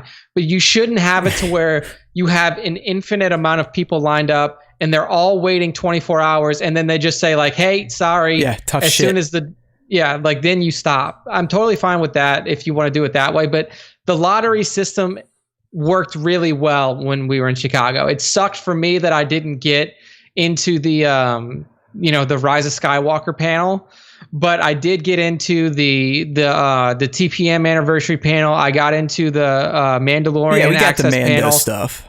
I didn't get Jedi Fallen Order, but that was fine. I mean, the panels that we were able to go to were really cool, and then it also gave us time to do some floor show, like some show floor stuff. And if there's a day where you don't have a panel, like go and do something in the city. I mean, Matt, I love Chicago as a venue. I mean, it would have been better if it was May or June, just weather-wise, but I fucking loved that shit. Dude, where we really stayed fun. Was awesome. I mean, we had great bars within walking distance. We had rail stations right next to us that could get us anywhere. We did the Cubby game. Yeah. No, it's fine. I mean, really, yeah. It's a bummer. Celebrations canceled. I get it. We probably weren't going to be there anyways, but now we got the new challenge of 2022. Let's get our podcasting boy bro badges out there. Right? Yeah. Let's see if we can get that to happen. But and now Trevor's saying he would like to pay too, but that's elitist. Well, hey, that's how we roll, right? We are elite. We, as in Matt. Yes. I will pay. Pay. I will gladly pay as long as I still have a job. So yeah, if I have a job by 2022, I would pay for it too. You should see the chat right now. I mean, the chat's just, and then now Greg's got him on a hat topic. They're ripping Matt down. But I will say that the lottery system was a very good way. Oh, don't say it's too good, because Trevor's going on a diatribe right now about the lottery system and how it sucks or it could be fixed. And he is right. It can definitely be fixed. He's saying, I mean, someone like me probably shouldn't have got the Rise of Skywalker panel, Mando, and I got another big one. He's saying you got TPM 20th anniversary. Right. With each win, your odds should get even worse, right? Like, should go, yeah. So, and I agree, but I'd still like, hey, You want a fast pass for the this, that, and the other thing panel? $50. All right, see ya. Let's go. Yeah, but I will say that the reason that the Jedi Master VIP passes are limited is because they don't want to have 1,000 Jedi Master VIPs. Well, it's like, I mean, again, Trevor's making good points. I'm just calling him out because he's on a keyboard tear right now. But it's exactly what you're saying there. Essentially, people who can't afford the VIPs or couldn't afford the extra panel passes, then it becomes, oh, they're taking my money, or it's a money grab by Reed Pop Lucasfilm, or this is only for rich people, blah blah blah. Yeah. So yeah. So I think you're right. I think that the lottery system could be improved. It definitely wasn't perfect, but I think that is better than just sit outside and wait and see. Like there needs to be a middle ground. I know it's not perfect. They'll probably never figure it out because in the end, I think either method just gets them more money. So it is what it is. But yeah, the Star Wars time hats are a thing of legend. So that's why they get mentioned at random in a chat when we're not even talking about hats. So you got to watch out. If you ever hear us mention the hats, it's almost like a involuntary reaction now. I will say, just as a heads up, Greg, one of the clients that I work for it's an apparel brand. It's an apparel brand, and there are just manufacturing issues right now in America with apparel brands like that. Like my client can't get some of the shirts that they sell. They can't get some of the inventory that they sell. Apparel is in a very weird spot right now because of all of the manufacturing restrictions in the United States. Motherfuckers. Do your time in line. Hats, fucking hats. All right, you shitheads. We're going to move on with the cast here before I get too distracted from these people. Greg's calling the delay a myth. It is what it is. Hey, you just got to look at it this way. The more we don't release the hats, the more prestige they get, right? When they come out, when we only sell 50 of them, and then now I'm going to be able to sell them to $100 a hat to people because they're almost become a collector's item, limited edition style. Yeah, exactly. First, we're going to even put on the side of this first batch. We're going to put limited edition first run, so everybody who ever gets one after that will know that it was not the first edition hat. It's funny. All right, so Celebration 2020 gone. I don't think that really should have surprised anyone. I do think the 2-year delay is smart because I really don't think a majority of people, or at least those that still have a brain, will want to be doing stuff like this even a year from now. I know I'm probably not going to see a football game for at least a year. It's going to take me a minute to get back to the movies, but I mean, I'm probably going to start with movie theaters. Theaters, I know Regal theaters are opening back up starting on July 10th. So yeah, I think a lot of, I know AMC, like you said, Regal, Cinemark, I think they're going to test the waters here in July. So we'll see, but I'm going to take baby steps because I mean, I was all fucked up just going to see a friend wearing a mask staying 6 feet away. It's like, I feel like I'm dying. So yeah, that's a me problem. So, kind of shift out of just the newsy type of topics and get into, some of the stuff we love, like Mandalorian. And we got some, I guess this is a news topic itself, so that was a shitty transition, but hey, fuck it. But according to Mr. Bill Burr, unable to connect to chat. That worries me. We'll see. I'll just keep going. That might just be your internet. Right. Anyways, hopefully... It's still saying excellent connection on the feed, but you never know these days. But anyways, Bill Burr was talking with, I think, Vulture, I believe, about the King of Staten Island, which is a movie I think released last week. Pete Davidson, that type of stuff.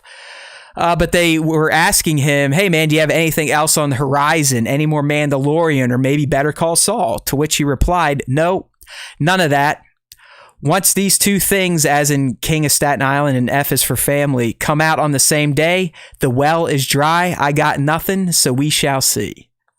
Yeah, I mean, like you called out in the article, Burr is a comedian, and likely, even if he does have stuff in the work, he could either just be joking around or he could be kind of messing with the interviewer. But it wouldn't surprise me either if they were like, yeah, you're going to be back in season 2. Just don't tell anybody. Because, like, really, we don't know too many characters that are going to be in Mando season 2 outside of just the big 4. Cara Dune, Mando, Grief Karga, and Baby Yoda. I think we talked about this before. It would have made sense if Mayfeld showed up again. I mean, they did leave him and those other thieves in a predicament that would warrant them wanting to hunt him find down. Mando again at some point and rough him up for what he did to him. Yeah. But I don't know, man. I don't even think this is just skirting the question. I think he's being straight up, especially because he kind of says it in a comedic way.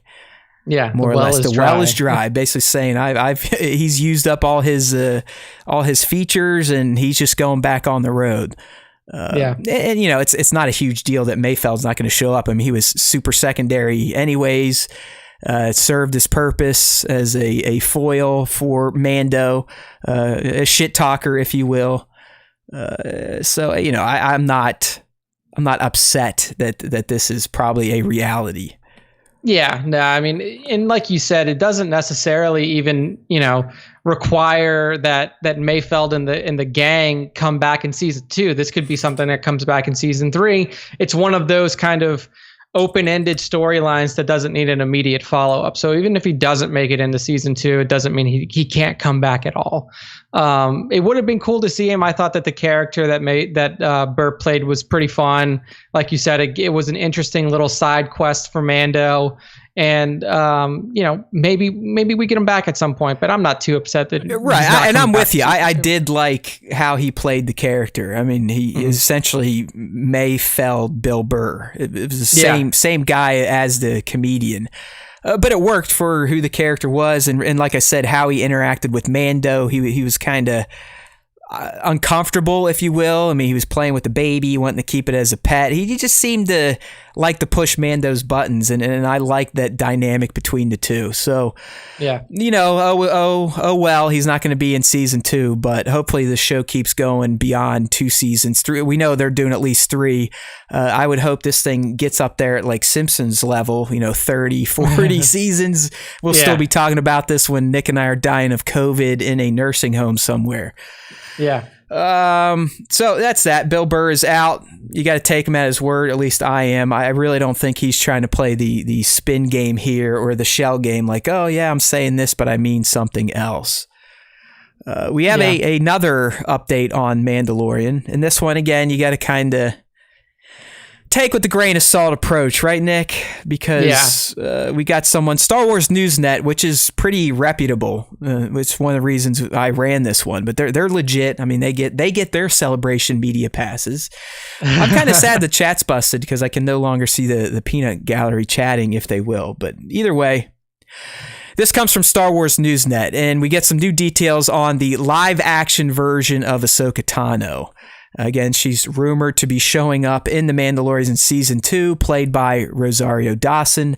None of this has been confirmed, but there's been so much smoke around this, Nick. It's probably happening, right? It's probably happening. I mean, at this point, even Rosario has come out and we covered that. And she gave one of the most odd replies to a NDA signed contract we've ever heard. Right? She's like, right. "Well, I hope they announce it soon so I can talk about it." Essentially, what they said. Yeah, that I mean, I don't know if that in itself was NDA breaking, but it's definitely. Right. Almost a confirmation that she's going to be in it. Spencer in the chat says that we're still here, so the chat's still live. It's just that you are broken. Dude. Literally, if we don't get that done with this episode soon, dude, I really think my Mac is going to get up and just walk away and flick me off. Just like, fuck you, dude. We don't care about you anymore. I literally unable to connect to chat. I can't see shit. Can't do anything. Hey, well, as long as we're still streaming, that's all that matters. Wait for their pass. So as long as we're still streaming and you can hear me, we're talking. So yeah. All right, Star Wars Newsnet update on live action Ahsoka. So we got appearance. So this is what apparently she's going to look like. She's going to be sporting a hooded cloak that is closer to what we saw Ahsoka wearing at the end of Clone Wars than the Gandalf the white garb she was wearing during the epilogue of Rebels. Yeah. I mean, that's makes sense. It seems like she's going, like, we have to remember that Ahsoka is one of the few Jedi, very few, that have survived from the time of the Jedi Purge, Order 66, all the way through the Imperial days into the Remnant now in Mandalorian, and may even make it all the way into Rise of Skywalker times. There were not many Jedi who made it through, so she has to maintain this. I hate to cut you off, but have you seen the meme now of the end of Rise of Skywalker where Ahsoka says something and Mace says something? No. We know how they both talk, right? Yeah. And we had the finale of Clone Wars where they interacted again and Mace called her citizen, right? Mm-hmm. Well, the meme now is like, Ahsoka says her thing to Rey, and then you see Rey, and then Mace comes in, he's like, yo, who the hell invited the citizen? Something like that. Oh my God. Just playing on the fact, like, why is this citizen and not Jedi here? Yeah, I just thought it was neat. Yeah. But anyway, sorry about that. That's why Mace was the asshole of the yeah, Jedi it was Order. perfect Mace, though. It really was. Yeah. Who invited the citizen? Back to the cloak, dude. As I think you were saying, I did totally cut you off. Sorry there. I'm scatterbrained after the tech issues today. No problem. But yeah, I mean, like, she has to maintain some sort of level of anonymity. Yeah, exactly. And like, that cloak is, an easy way to hide yourself. And she's got these big ass neck tails, this, that, and the other thing, head tails. True. So I do think when we first see her, like they're saying, she's going to have that cloak on, but they're also teasing it's going to be dropped. We will see live action Ahsoka with a Lectus, I believe is the proper term. Lectus hanging out there. It's probably going to get me all hot and bothered. Might get a stiffy. You never know. I've documented my obsession with tail-having Star Wars alien females. I know, right? That's like your thing. Yeah. You like the Hera, the Isla, Ahsoka, the Twi'leks. I'm not sure if we've ever seen a Nautolan female, but that's the one with like a ton of the head tails. It might be too many head tails for my liking. And also their eyes are all black. Like they don't even have that's just like fucking creepy looking. Like where I'd just be looking back at myself, essentially staring into their soulless, glassy black eyes. Yeah, but that's. I mean, I'm all about it. I would love to see her in the robe initially because that'd kind of give us the tie back, the connection, the familiar visuals from Clone Wars. But we also, if you're gonna spend the money to get someone like Rosario all decked out in the Ahsoka costume and makeup, hell yes, we want to see her uncloaked. Let those things flow. Give me a boner, Mr. Filoni. Thank you. It's very similar to what happened with Carl Weathers, where they were planning to have him as a dressed up alien, and then Carl was like, "No, I'm Carl Weathers. You're gonna have me on the show, not some alien." No, I love that, and he's talking about. I think it was the very first episode of Disney Gallery Mandalorian. Carl has a great little spot and how they talk about how his role was only supposed to go through episode 3 of the Mando, but because of Carl, the way he performed on set, they're like, there's no fucking way we can get rid of this guy, let alone put him in a mask so no one knows who he is. Yeah, you can't do that to those big names, and I mean, I'm sure you'll still be able to see Rosario underneath the makeup, like you can tell it's her. If it is a reality, I mean, let's be real. She does have a good bone face structure for a real Ahsoka. She really does. I mean, so if the casting is true, it went through, this could be one of the biggest wins for Star Wars fans because very rarely do fans ever get something that they kind of start. Yeah. I don't think this was ever Lucasfilm like, oh yeah, let's do live action Ahsoka, and I know Rosario's perfect. This has been a fan movement, I think, for a few years now. So I do hope it pays off because I think it'll be fucking badass. And really, we'll get to it. But apparently this Mando thing is kind of a litmus test for live action Ahsoka. But before that, she will be sporting lightsabers. But at this time, we only know of her having a single lightsaber. And apparently it's going to be blue. Yes. Which is significant because that means in between Rebels and the 5, 6, 7 years outside of that timeline, she may be dancing the line of studying the religion again, if you will. Yeah, I mean the white sabers that she first showed off in Rebels were kind of indicative of, a clean slate. I Yeah, would say it was a separating clear yourself. visual statement she was making to the world. I am not a Jedi. I'm not a Sith. I am Ahsoka, essentially. Yeah.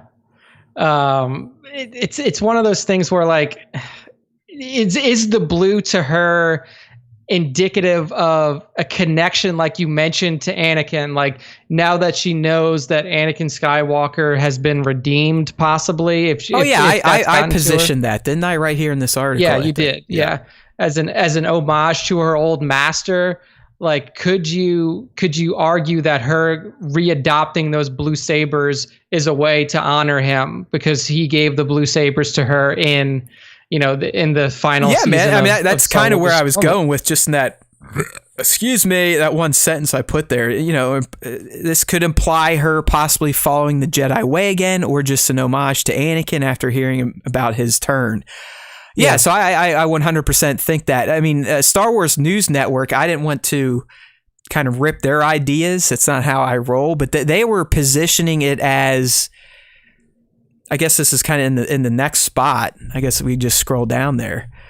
But they're kind of setting her arrival in Mando up to be kind of like a Luke in Last Jedi, where there's going to be a moment in terms of visually, she's going to be facing down an opposing force. Mm-hmm. All right, that's what they're saying. Which I feel like, but here's the thing: like the reason that moment in TLJ had weight to it. Like the moment that they're talking about is, Force Ghost or Force Projection Luke facing down Kylo on Crate, is because there was a connection between the two characters. Oh, yeah, I get that. I guess maybe that the standoff isn't Luke in The Last Jedi in terms of what it meant emotionally, narratively. Yeah. But visually, we're going to see this Force user square off pretty much. I'm guessing it's going to be a Gideon Force by herself.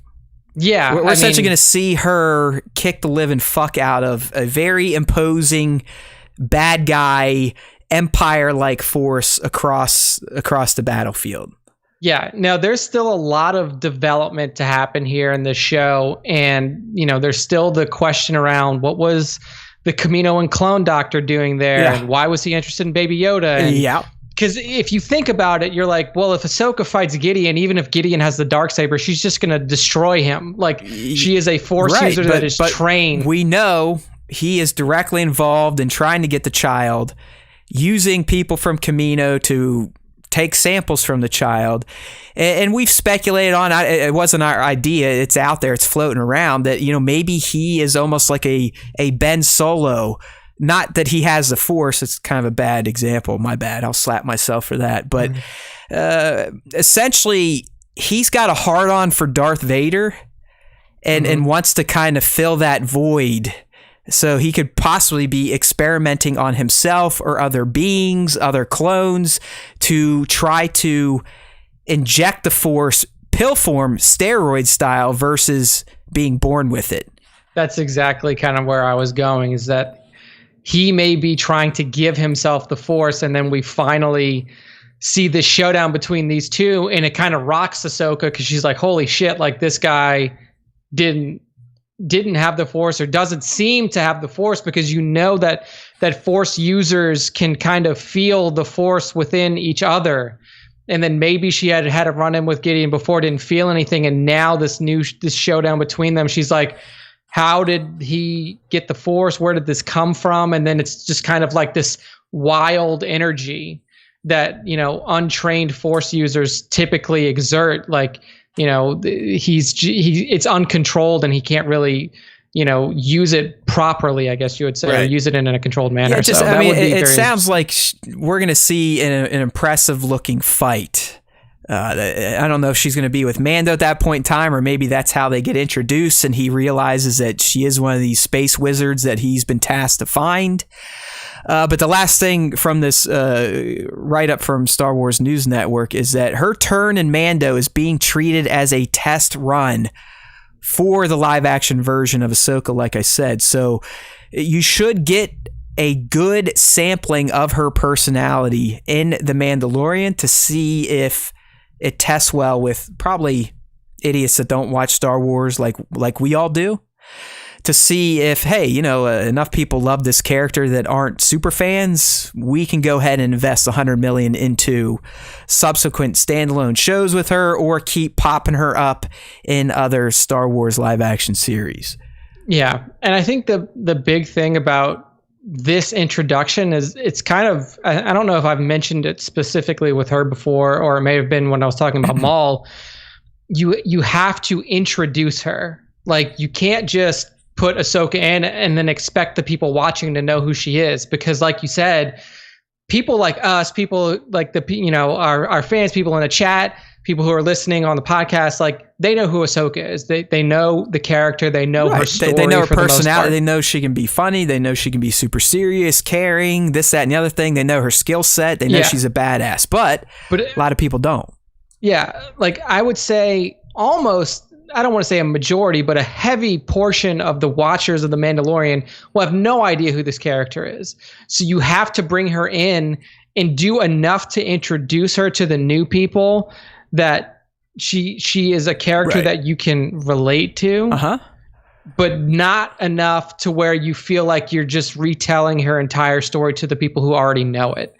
So maybe you introduce her as, like, this is Anakin Skywalker's Padawan that a lot of people didn't know about. I mean, it sounded from the report like they were going to show her off in ways that should give us every angle of why Ahsoka became a fan favorite in the first place, without doing an Ahsoka Tano, this is your life type of thing. Yeah. You know? So you got to ride that balance. I'm excited. I mean, at this point, I know we keep saying it's a rumor because we're assholes like that, and until Lucasfilm comes out and puts the rubber stamp on it, it is.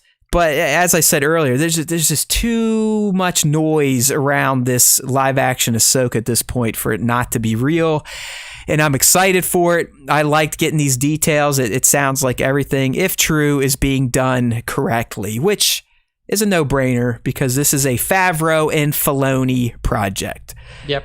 Thank you, good sirs. Double F Productions. I'm all for it. I think that it's real at this point. So, looking forward to Mando season 2. Looking forward to seeing the live action Ahsoka. Hopefully, I mean, like, I don't even want to say hopefully. Like, I have full faith in Filoni to take literally his creation, the best that he's ever done in terms of character development and creation with Ahsoka, and bringing her into live action in a proper way. So it's happening, and it'll be done perfectly, and we'll all be sitting here in October like, oh my God, did you see it? It was so good, I cried. Or at least I will. Maybe. At least I will. Pull a tear out of me in the Mando, and you know you've done your job, Filoni. Right. Yeah. So Nick is a stone wall of emotion. Dude, I cried. Look, like I said, that's how I know that I liked Tross, because I cried in it. I cried in Tross, and that's how I know. I think I was crying during Sophia the First today. I can't remember, but maybe that's just because I've seen the episode 35 times. You're like, why again? Sophia the First. Sophia the First. Tell you, man, it's my life now. I can dress a Barbie better than I can dress my own Star Wars Barbies at this point in time. Maybe you need to switch into actual Barbie photography. You're not kidding. There actually are high-end Star Wars Barbies now, and you don't have to like take their hands off to change their hands out to get pissed at that. Their legs aren't going to fall off when you're trying to change your hands. So maybe I should. The more static figures seem to suit my temper a lot better. There we go. That's upcoming on the Haywood Pop Instagram account. Yeah, you never know. All right, man. Well, that kind of gets us through the first part of the show where we go through everything you need to know if you are a Star Wars fan worth calling yourself a Star Wars fan. Correct. So now it is time for the Star Wars Time Show Fan Extravaganza. That's right. We're going to get into our final update of the Battle of the Ages. It's over. We have a winner. We're going to hit our question of the week, which kind of ties back to what we were talking about last episode with Legends characters. And then this week, we've got the old Top 5 plus one. That's right. The old reach around version of the Top 5 is live this week. But as we do at this time, we're going to go ahead and get caught up on Nick's Battle of the Ages. As I said, it has been completed. We have a winner. I'm pulling it up now. There you go, man. My friends. You have spoken. Darth Vader bests the Cinderella of the tournament, Obi-Wan Kenobi. It's over. Darth Vader in the armor wins. Yeah, I know. So that's an interesting way to break it down. Somebody again was asking in the comments like, oh, is this, is this just a straight rematch of episode 4? Is it old Vader and old Obi-Wan? No. So like the way that the tournament has worked, and then the way that the upcoming, I'm not saying when I'm launching it, but the upcoming non-Force user tournament will work is that you are taking the characters at their best possible time. Right. So either when they're most powerful, however you want to look at that. We argued for Vader at least. You had some options. If you wanted to do Armor Vader, his peak was probably right before he learns about his son and Empire. Because I think once he learns that, shit starts to unravel. Yeah, he starts mentally. He is not the Vader, right? That he and was even before. Triple P kind of confirmed that. And the other Vader, Anakin Vader, we talked about why he might not have been at his peak, because kind of like Ben Solo was after he murdered his father. After betraying the Jedi and all that shit, he was pretty fucked up. He was in between worlds. He wasn't fully light, fully bad. So he didn't have all his faculties ready. Yeah, physical attribute wise, yes, he had a fully functioning body, but his mental capacity isn't quite where it was, after he had gotten used to the suit and he had settled into being Darth Vader. Right. Now, I know probably I can't tell you what people did in their voting, but they were probably, maybe some people took it to like Mythos Vader that we had seen in some of our top 5s, where it's like, oh, well, I'm taking it as Vader never went into the suit and he was just Anakin Skywalker the whole way through. And I can't control how people vote, but like the way that we're trying to do the tournament and we're trying to explain to people is that you take it as the best that we've seen them, that we've actually seen them in canon Star Wars. Yeah. So yes, Vader is the winner. As you can see on the screen, the votes were, it was 57 votes to 42 votes. 57 for Vader, 42 for Obi-Wan. Notable Vader voters. Let me do a quick scroll through here because you get called out. Dad Fett, Still Force, Papa Palpatine. Of course, Papa was going to vote Vader here. Action Figure Noob, Action Figure Snaps, Liam, Samard, Toy Box Photography, Baron's Black Series, so Spencer's in there. And then notable Obi-Wan voters. We have, Stormtrooper Pete. We have Sith Load of Lego, Greggy Bird, Star Wars Black Series 2019.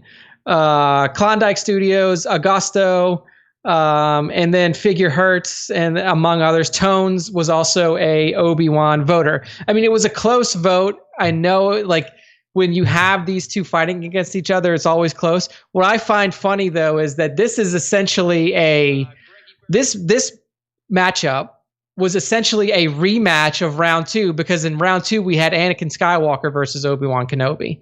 So you kick off round 2 with Anakin versus Obi-Wan, and you close out the whole tournament with Vader versus Obi-Wan. So, Matt, what are your thoughts? If you voted, what would you have voted for in this?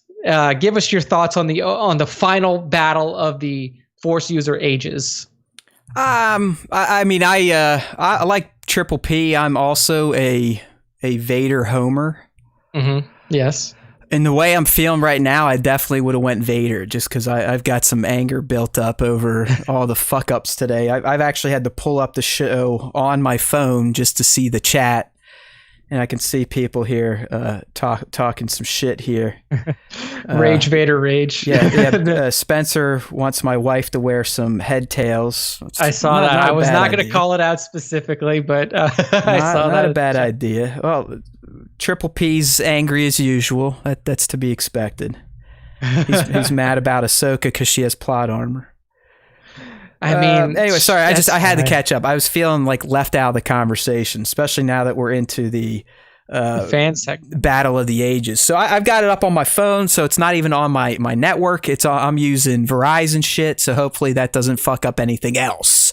Doesn't break it. Motherfucker, I got so many motherfucks for my house right now, dude. Like I just want to I want a rage room in my basement with my steel mace. But anyways, back to the tournament. So I mean, you really did craft a great bracket considering 7 and 8 teed off, and it was these two characters.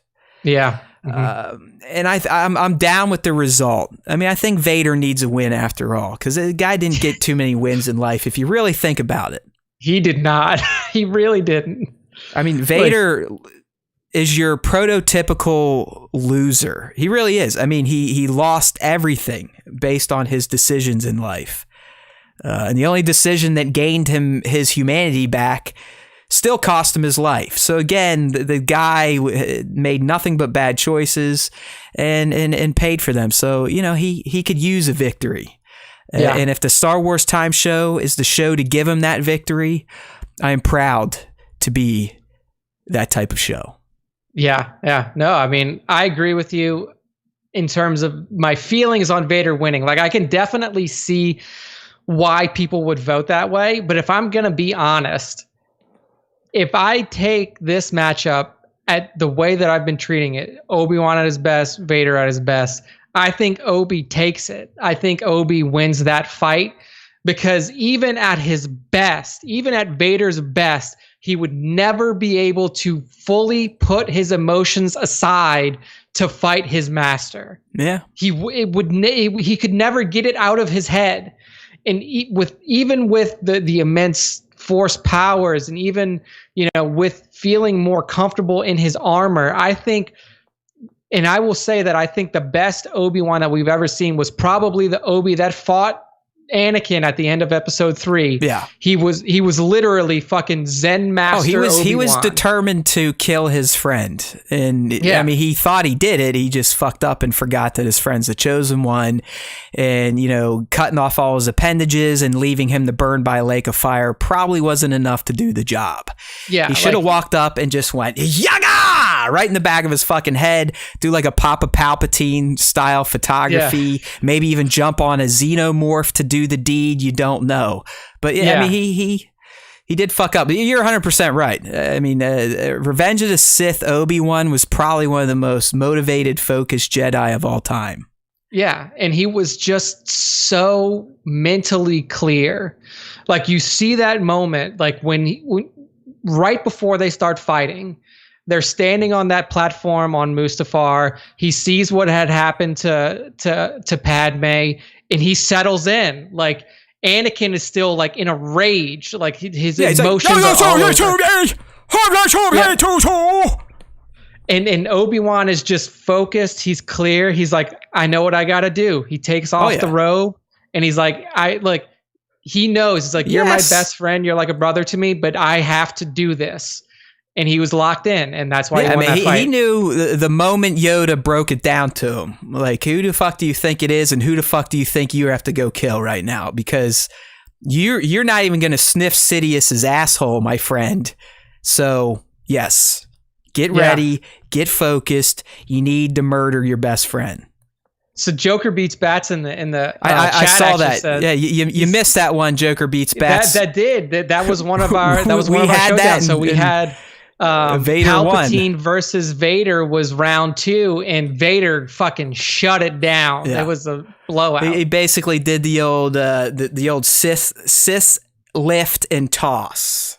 Yeah. So that was basically, you know, it was a tough one, but I think, like, when I said EP in this, so I said Emperor Palpatine, that, like, I know that I separate Anakin and Vader, because Anakin and Vader to me are two different entities, two different people. To me, Emperor Palpatine and Darth Sidious are one person, same you know, fighter. And I agree with you know, Joker beats Bats here, because I think that Sidious, as you saw Sidious in Clone Wars when he took out Maul and Savage, would have probably beaten Vader. But Vader, again, he's a fan favorite. It's hard for people to say like he's going to lose to anybody. And in this tournament, he did not. He didn't lose to anybody. Now, one other question before we move on, and then turn in the final results from the bracket. So Matt, I'm going to drop in the original bracket in the chat, in our Skype chat. Just looking at that bracket raw, if you had to pick a winner from that bracket, who would you have picked? Let me pull it up for the. Oh shit! It zooms in on it. All right, so we're to start off at the top. You had Anakin and Asajj, Obi-Wan and Rey, Darth and Qui-Gon, Darth Bane and Darth Maul, Palpatine and Ahsoka, Vader and Kylo, GMY and Dooku, Luke Skywalker and Mace. So just disregarding just that list, all right? of the matchups. Yeah. Who do you think would win just based off of that? Well, this just goes to my lack of legends and reading based characters, but probably Palpatine. But Palpatine. I'm like I said, I've never read about Darth Bane and his thought bombs and shit. Yeah. Revan's Revan. He is a tough guy. I mean, I think that's, for me, I would have said Revan because he is the only, to me, he is the only true master of both sides. Yeah, you're right. He is the only one that we've seen successfully balance both the dark and the light in one character. Now, if you've never played Star Wars The Old Republic MMO, then like you don't really get to see that Revan. I know that there's like, a lot of lore out there about Revan being this perfect balance of the Force in terms of dark side and light side, but like that, to me, that's what kind of raises him above the rest, is that nobody else on this list has successfully made that balance between the two. Yeah, I always go to my homeboy Sheev just because of he achieved what all these other Sith pretended they could do. Yeah, essentially. No, you're right. Yeah, the guy long gamed it now for almost 140 years. Yeah. He's an impressive Sith in terms of just raw strength. I don't think he could compete with Revan in terms of master planning in his mind. I think he wipes the floor with anybody. Yeah, I mean that's the thing, is like you have two sides of the coin there, and like even on Darth Bane's side, he was more of a, like he definitely turned into more of a long game Sith because he instituted the rule of two, and he knew it. Like eventually, he's like, I know that I will not be the one to see the fulfillment of this plan, but I know that eventually it will. And Palpatine is the eventuality of that plan that Bane set forward. But you do have basically the brute force and strength of the physical manifestation of the Force in Revan, and then you have the other side of that, which is just the manipulation, the scheming, the long planning. It's not even close. I mean, Palpatine is the best schemer out there. But light side, bad side, it doesn't matter. I mean, he owns. We also forgot to mention that Palpatine is also the Senate. Yeah, he is the Senate, right? And if he took out 2 or 3 masters in one fell swoop. So like literally just like a fucking jump in, fucking boom, stupid. I mean, Ian looks like the most uncomfortable person ever trying to swing the sword around, and he's just like, yeah, like these weird stabs, and he takes out. Who's he take out? Kit. He takes out Kit Fisto. He takes out Eth Koth, and Stacey Teen. Yeah. And then it leads into Mace, and Mace, kind of beats him up, and then we know what happens next. But I'm liking Joker beats Bats. I do have the chat back up, just not on my computer. I have to use a fucking smartphone. Yeah, but yeah, he pretty much agrees with everything we say. So yeah, and then new number one fan. Thank you. I like how you call out Valkorion, because Valkorion's actually a really awesome Sith that is, again, only shown through the Star Wars. Well, maybe Joker beats Bats is more in your league then, because he's got me on that one. I'm like, okay, what are we talking about? Star Trek here, or what? Is that like a Ferengi? Yeah, you wouldn't know about it unless you played the game, because I don't even think Valkorion made it into the Old Republic. Yeah, you're just novels. talking about straight SWTOR, right? Not KOTOR. Yeah, not KOTOR, Yeah. SWTOR, straight up. Big difference. Which again is if you wanted, the fun thing about that game is like if you wanted a purely single player experience, you could play that game as a purely single player experience. And you can still go through and do. Right. They have like raid finders where like you can play I'm sure I'd love it, but it's easiest a computer game, and computer games can go fuck themselves. It's too much work. All right, I'm not an idiot. I understand that technology on PCs is always going to be better than consoles. It's always going to be ahead of the game. But guess what? With a console, I just have to download the fucking game or pop a disc in and it plays. I don't have to download drivers for this, that, this and that, and this and that. I don't have to update my fucking graphic card every other day or firmware updates. So have fun with your PCs. I'll have fun with my consoles that I just take out of a box, plug in, and they play games for me. Okay. Now we got Greggy and Spencer getting into fights about the top 5 here in the chat. These two. I see it. I love having the chat up. That's why I'm bummed that I have to use it on my phone. But they're going. I think they're back and forth over Spencer wanting my wife to wear head tails the next time we bone. Yeah.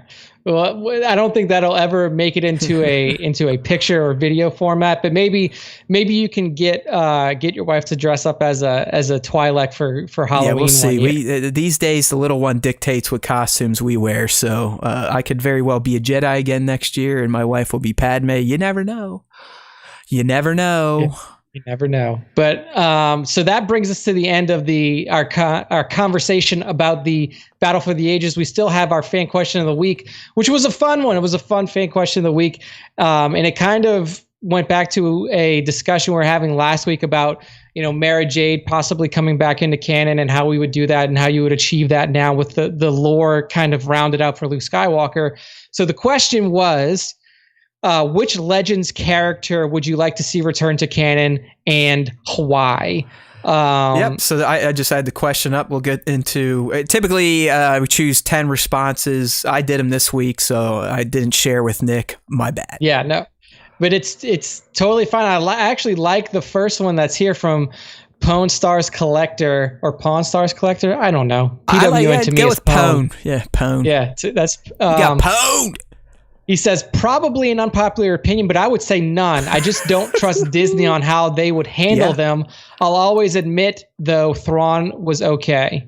No, I said, I'll admit, though, Thrawn was okay, but I'll always prefer old EU Thrawn. Right. That's fair enough. That's not complete, like, burn the fucking Disney house down, but, it's got some merit to it, right? Yeah. I mean, it is interesting because in the novel realm, you still have the possibility to happen to happen what happened with Thrawn, where you have the original writer bring him back in. Timothy Zahn created Thrawn back in the old EU, and then he brought him back into canon through the new EU novels. And I thought Rebels canonized him as well. So Rebels too.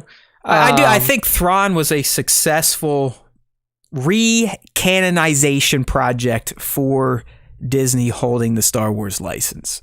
Yeah. And if you leave it in the hands of people like, Filoni or Favreau or some of these other novelists, Timothy Zahn, Karen Travis, there was another really good novelist. I can't remember Barker her name. Or Baker. Baker was, Kathy or something like that.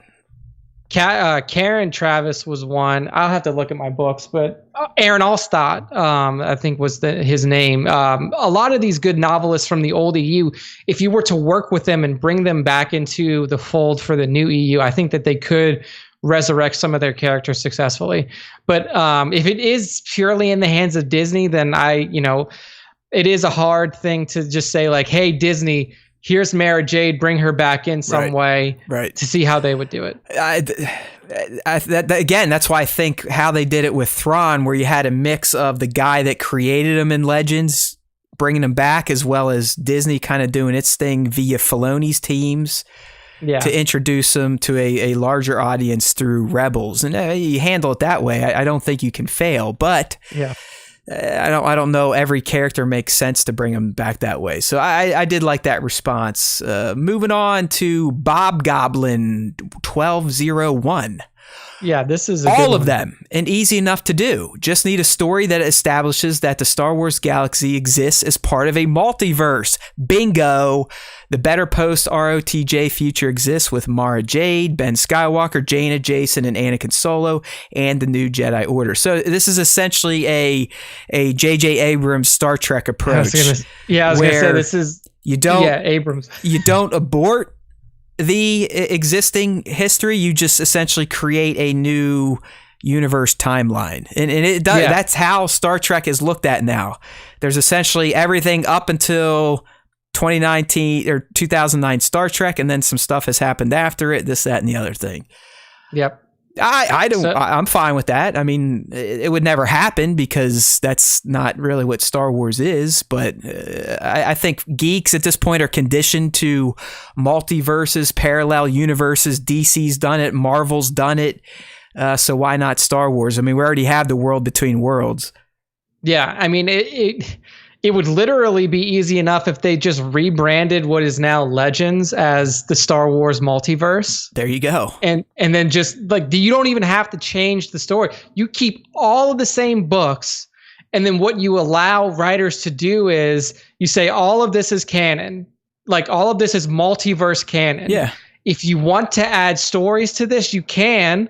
You can write new stories to multiverse canon, or you can write new stories to like actual, proper timeline canon or current timeline canon, however you want to separate the two. Yeah, I just thought it was a novel idea. I mean, he was probably kidding around, but it would allow a path for everyone to maybe be happy and kind of get some of their characters back and feel like they're canon again. I kind of take the stance of the Matt guy in the writers team, where he's like, listen, if you want him to be canon in your head, fuck it, who cares, right? I mean, honestly, who gives a shit? This ain't real life, people. I mean, goes back to the fanboy console wars. It's like, what's the point? Why waste the hot air? Why stress out over this shit? If you want Bane or you want Starkiller to be canon in your head, then fucking A, do it. Yeah, and it's not like Disney did away with the old EU and then burned all of the books that were ever written. Like, they still actively sell the Star Wars Legends novels. You can go get them on a Kindle or anywhere else. And these stories are still as real as any other stories. I mean, I love the Mara Jade stories and the Jason and Jaina and Anakin. I think you get it too. It would be nice if it was connected like it used to, and this stuff was kind of tied into the sagas that we know. Yeah. But in the end, it's like, hey, whatever. It's not going to ruin my love of Star Wars. It's like, fine. It doesn't invalidate what I read before Disney bought, the series. So, but yeah, I mean, Star Wars multiverse, make it happen. I'm all for it. Why not? Just do it up. Just make it to where the Falcon goes so fast that it rips a wormhole through space and time, and then boom, Han Solo ends up in where he thought was the same exact place, except he sees another Falcon fly by, and then he could see through the cockpit window, and he sees Anakin Solo in there. There you go. Bing. That's how you kick it off. Love it. I just did it for you. All right, up next, good old friend of the show, Sir Dork 730. Not sure how it would fit anymore, but I'd love to see Starkiller back in canon. I mean, we went over this last week. I mean, we want the fucking action figure, and we want him back in canon. So yes, 2 thumbs up to Sir Dork there. Yeah, I like it, and I think he's the easiest guy to bring back because you don't have to finagle anything there.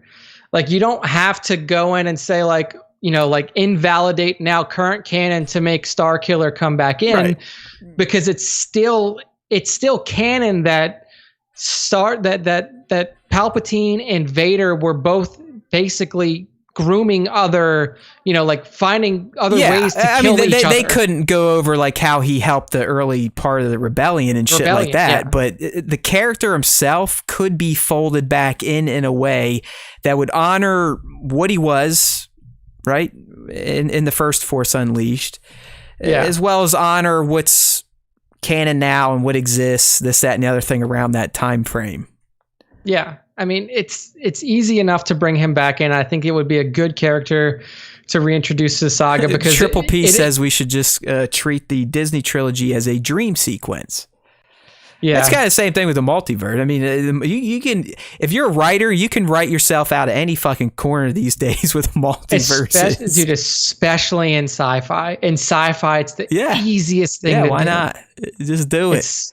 Yeah, just have you can have old man Luke wake up in his cave and be like, "Oh fuck, that was a bad dream. I'm getting back to the fight." And he fucking pulls the X-wing up and he's out of there.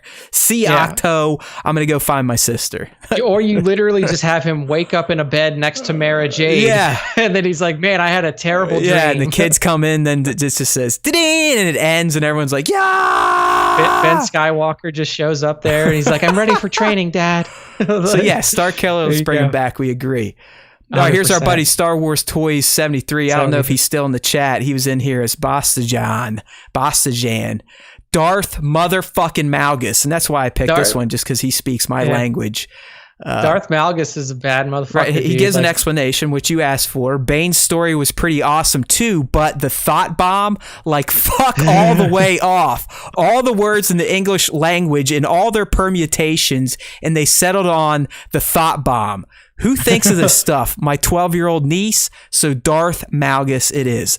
Well said, Star Wars Toys 73. There we go. That was a good little I love the anger. I love the passion. It is very Sith-like. Thank you. The character of Bane is canon. I don't know if everything around it is canon, like the trilogy of books is canon, but he was canonized through Clone Wars or Rebel. I'm pretty sure it was Rebel. It's season 2, or it's one of the later seasons, but yeah, it's... Yeah, so he is there, but I don't know like if his introduction into canon through the animated series has thus made the novels canon, like because you still don't hear about Xana, which was his apprentice. Exactly. I mean, the character might be canon, but his past deeds from the Legends books might not be.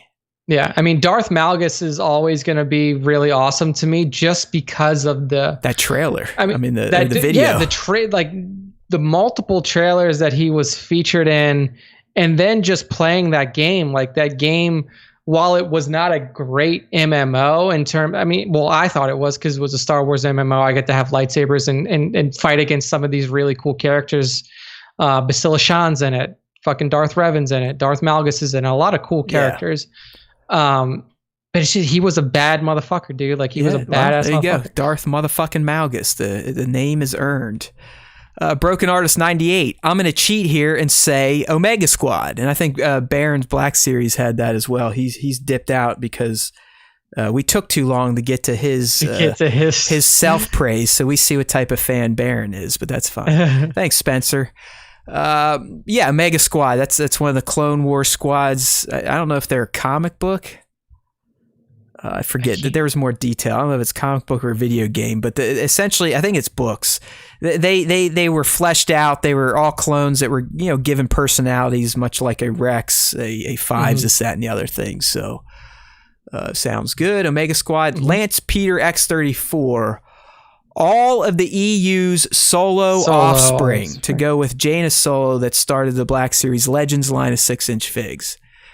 So yeah, I mean Jaina, Jason, and Anakin. It is weird that it's like Hasbro had an idea to kind of do a Legends line, and then it pretty much stopped with her. That's weird. They've released the Revans and whatnot. I still think that's because of the game we play. Yeah. I mean, like you do Jaina, Jason, Anakin. You could do Mara Jade. You can do Ben Skywalker. Right. You can do a lot of. I mean, like there was a lot of these. I mean, again, we had I think 38 or 40 comments. I tried to pick some different ones. There was a lot of the Solo kids, the Skywalker kids, so on and so forth. Yeah, so I agree there. I love the Solo and Skywalker offspring. Right. I thought that here's another one. Cap Wolf Photos, Mara Jade. I think we found out Luke lost Mara in the attack to Kylo. It would have given even more weight to his decision to leave. Essentially saying like Luke's nephew would have murdered his wife, which would have been even more of a reason why Luke was like, peace out, I'm out of here, see you world. That makes sense. And he threw a Dash Rendar there too. We had a few dashes as well. Yeah. So, I mean, on the Mara Jade one, I think that could technically still be done. Like you could, there is not enough canon filled in between 6 and 7 that would invalidate Luke's ability to have a wife. Yeah. Or at least a side piece, something like that. Someone that he was interested in, and maybe when he decided to really train again, he got back in that goofy Jedi way of thinking. Yeah. And pushed her away, or this, that, or the other thing. She doesn't have to necessarily be the Mara Jade Skywalker that we saw in Legends. Like, she doesn't have to be a Grandmaster Jedi that was helping Luke run the Academy. She could still be the same person. She could still be an Imperial assassin that just turns to the light side. And that kind of goes back. Someone made a comment here. I think Joker Beats, again, great comments today, Joker Beats, but he's essentially saying, you could bring back Whitwer's character of Starkiller, but maybe he's an Inquisitor now, something like that. Yeah. So, I mean, he's still Starkiller. I think he said call him Merrick, kind of a bad guy name. You still get Sam back into his first ever Star Wars character. I mean, he's just the voice of Maul. He's not really Maul, the voice. Yeah. Same thing with Mara. They don't have to be exactly what they were. I mean, if we're going to get them back in, I think people would be okay making a few concessions here or there. No, yeah, I 100% agree. Like, you can still bring in the essence of who the character was and build out a very similar storyline, but it doesn't have to be the exact but according to Papa, they'd all be inferior anyways. So anything that is not Attack of the Clones is inferior to Papa. Yeah, I mean, Papa's favorite movie is Attack of the Clones. He thinks it's the best cinema ever created. He just loves the love scenes. Honestly, he loves to love the love scenes. And he wants to wish, he wishes he could wish away the sequel trilogy. Yes, that is exactly what Papa's mindset is. Papa, we love you, buddy. Moving on, action figure noob. He pretty much gets mentioned every question of the week segment. He has very well thought they're out. Very detailed. He's like a geek scholar out there, but he too went with Darth Malgus. Beyond just how badass he looks, I really loved his character when I used to play SWTOR. If Lucasfilm is really planning on doing Old Republic movies, it would be awesome if they did the battle on Ilum. They surely can build a history around it since they used the planet on TFA with Starkiller Base. Got a little more history with Kyber crystals in Rogue One, and we got to go there during the Fallen Order game. So very well said. Thank you, good sir. Yeah, no. Fantastic call out here by Action Figure Noob. I agree. I love all of the Old Republic characters and Galagus Rax Pix. Is that, I say that right? Galagus Rax Pix. Yeah. He's also a big fan of the Old Republic characters because he wants the whole triumvirate. Yeah, I think we said that last week when we were talking about Nihilists. We were like, you know what? You might as well bring in Trey, Scion, all of them. And that we were just talking about figures back then. But yeah, I in this, as I said, Nick and I have probably spent more time with the Sith Triumvirate than most Star Wars fans these days because they are a squad in Galaxy of Heroes. Yep. They're worth having around. They're not quite as powerful and imposing as they used to be, but they're still worth having around, and they are great dark side characters. I love the idea of the triumvirate. I love how each one was very unique and how they processed the dark side, yet they were all still very fucked up and hated the Jedi. Yeah. So it was almost like you get to see a different aspect of the dark side of the Force with each one of them. Yeah. Where with Trey, I mean, Scion is just one of the most interesting fucking nut job Sith characters out there.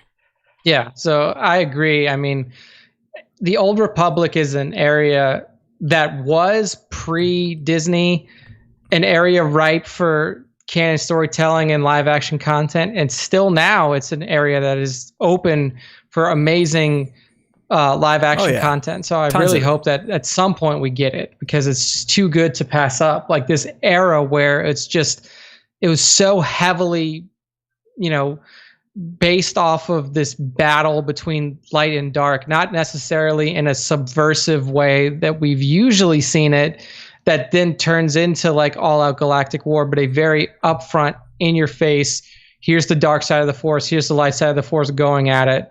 I think that's a fun place to kind of play around. All right, so and up next we got Max Maldini. He says he'd like to see Tycho Selchu that from guy. Rogue Squadron canon. Tycho Selchu, I remember he was in the books. I mean, there now you go. that I look at it, like, because when I first looked at the name, I was like, I can't really remember. That's a fucking deep cut. I'd have to, honestly, it's been so long since I read the X-Wing books. I'd have to look up exactly who he was because I really can't remember. There we go. Okay, Tycho yeah, Selchu. I mean, starfighter pilot. He So he was in the Rebel Alliance and the New Republic. So yeah, he would make sense to come back. This is where I remember it. So From he was Alderaan. captured by Hussein Isard and then imprisoned in Luscania prison. So this is his arc where it starts in the X-Wing novelization. Yeah, Rogue Squadron. He was essentially Wedge's best buddy. He fought in the Battle of Hoth and Endor, and also ran some campaigns for the New Republic. So, yeah, I mean that would make sense. I mean, why not? That honestly, characters like that would probably be the best type of legend characters to bring back because they're not quite as prominent as the ones we love. You know, someone like Papa P probably isn't going to want to kill somebody if they bring back a Tycho versus a Malgus, Bane, this, that, or the other thing. So yeah, I like it. It was, again, I picked it because I was like, who the fuck is this guy? I like it. I like when fans know this kind of random shit that most people would never pay attention to. Yeah, it's just if you would have brought that name up to me 10 years ago, it would have been fresh in my mind, but that's literally probably longer than that is how long it's been since I read. You gotta put that CBD pen down. I know, it's just killing all of my brain cells. They're going out the window. All right, well, and that's it, right? That was all okay, yeah. So good one there, people. Remember, keep your eyes out. Nick usually puts the question of the week out around, I don't know, Sunday, Monday-ish. You never know. He's got a laissez-faire approach to his schedule these days. Staying up late, sleeping in, drinking beer all day, throwing out questions of the week on Instagram. So just keep tuned, right? Keep your eyes out. Best be following at Star Wars Time Show on Instagram if you want to get mixed up in the fan segment. And before we get into the reason why most of you are here, don't forget that we will be kicking off another tournament. Nick is going to stealth launch it because, as you know, with the Star Wars Time Show, we never plan or produce anything that actually has a date and time to stick to. Right? That's right. We've always got to leave wiggle room for forgetting shit, tech fuck ups, and the usual crap you're used to with the SWTS. With SWT. So just keep your eyes out on the Instagram. It will be a similar. Actually, it's going to be the exact same format as the last one. 16 competitors fighting it out. All of them will be non-Force users this time. I'm still figuring out what my 16 are going to be, but you're going to see some fan favorites. You're going to see some lesser-known people, and you're going to see some pretty interesting matchups. So keep your eyes peeled for that. All right, well, then what's going to be hard there is the seating. Seating is going to be fucking tough. Well, I think you did a great job on the Force user one, so we've got you. We've got you on this one. We speak your name and we trust you, Nick. Just don't fuck it up. Sir. Yeah, don't fuck it up. All right, so that brings us into our top 5. Look, for this even week. Spencer figured out to come back for this. He's back. Talk about timing. Does this guy have a bug in my house or what? How did he know we were getting into the top 5 Star Wars fan artist features of the week? But it's a special one. It's one of those top ones plus ones. All right. Top 5 I know Intergalactic, he replied to our stories like, ooh, I made honorable mention. I made sure to correct him. I it's said, not the honorable good mention. sir, you are the top motherfucking one. Yes. The honorable mention made it seem like we're throwing out consolation prizes here. There's no consolation prizes on the Star Wars Wars. You either make it or you people. don't. If you make it in the Nick's post, you are a champion of that week. Yes, and if you make the top Nick the one, King picking you or the lowly serf Matt picking you. Yeah, you made it. Basically, you made it.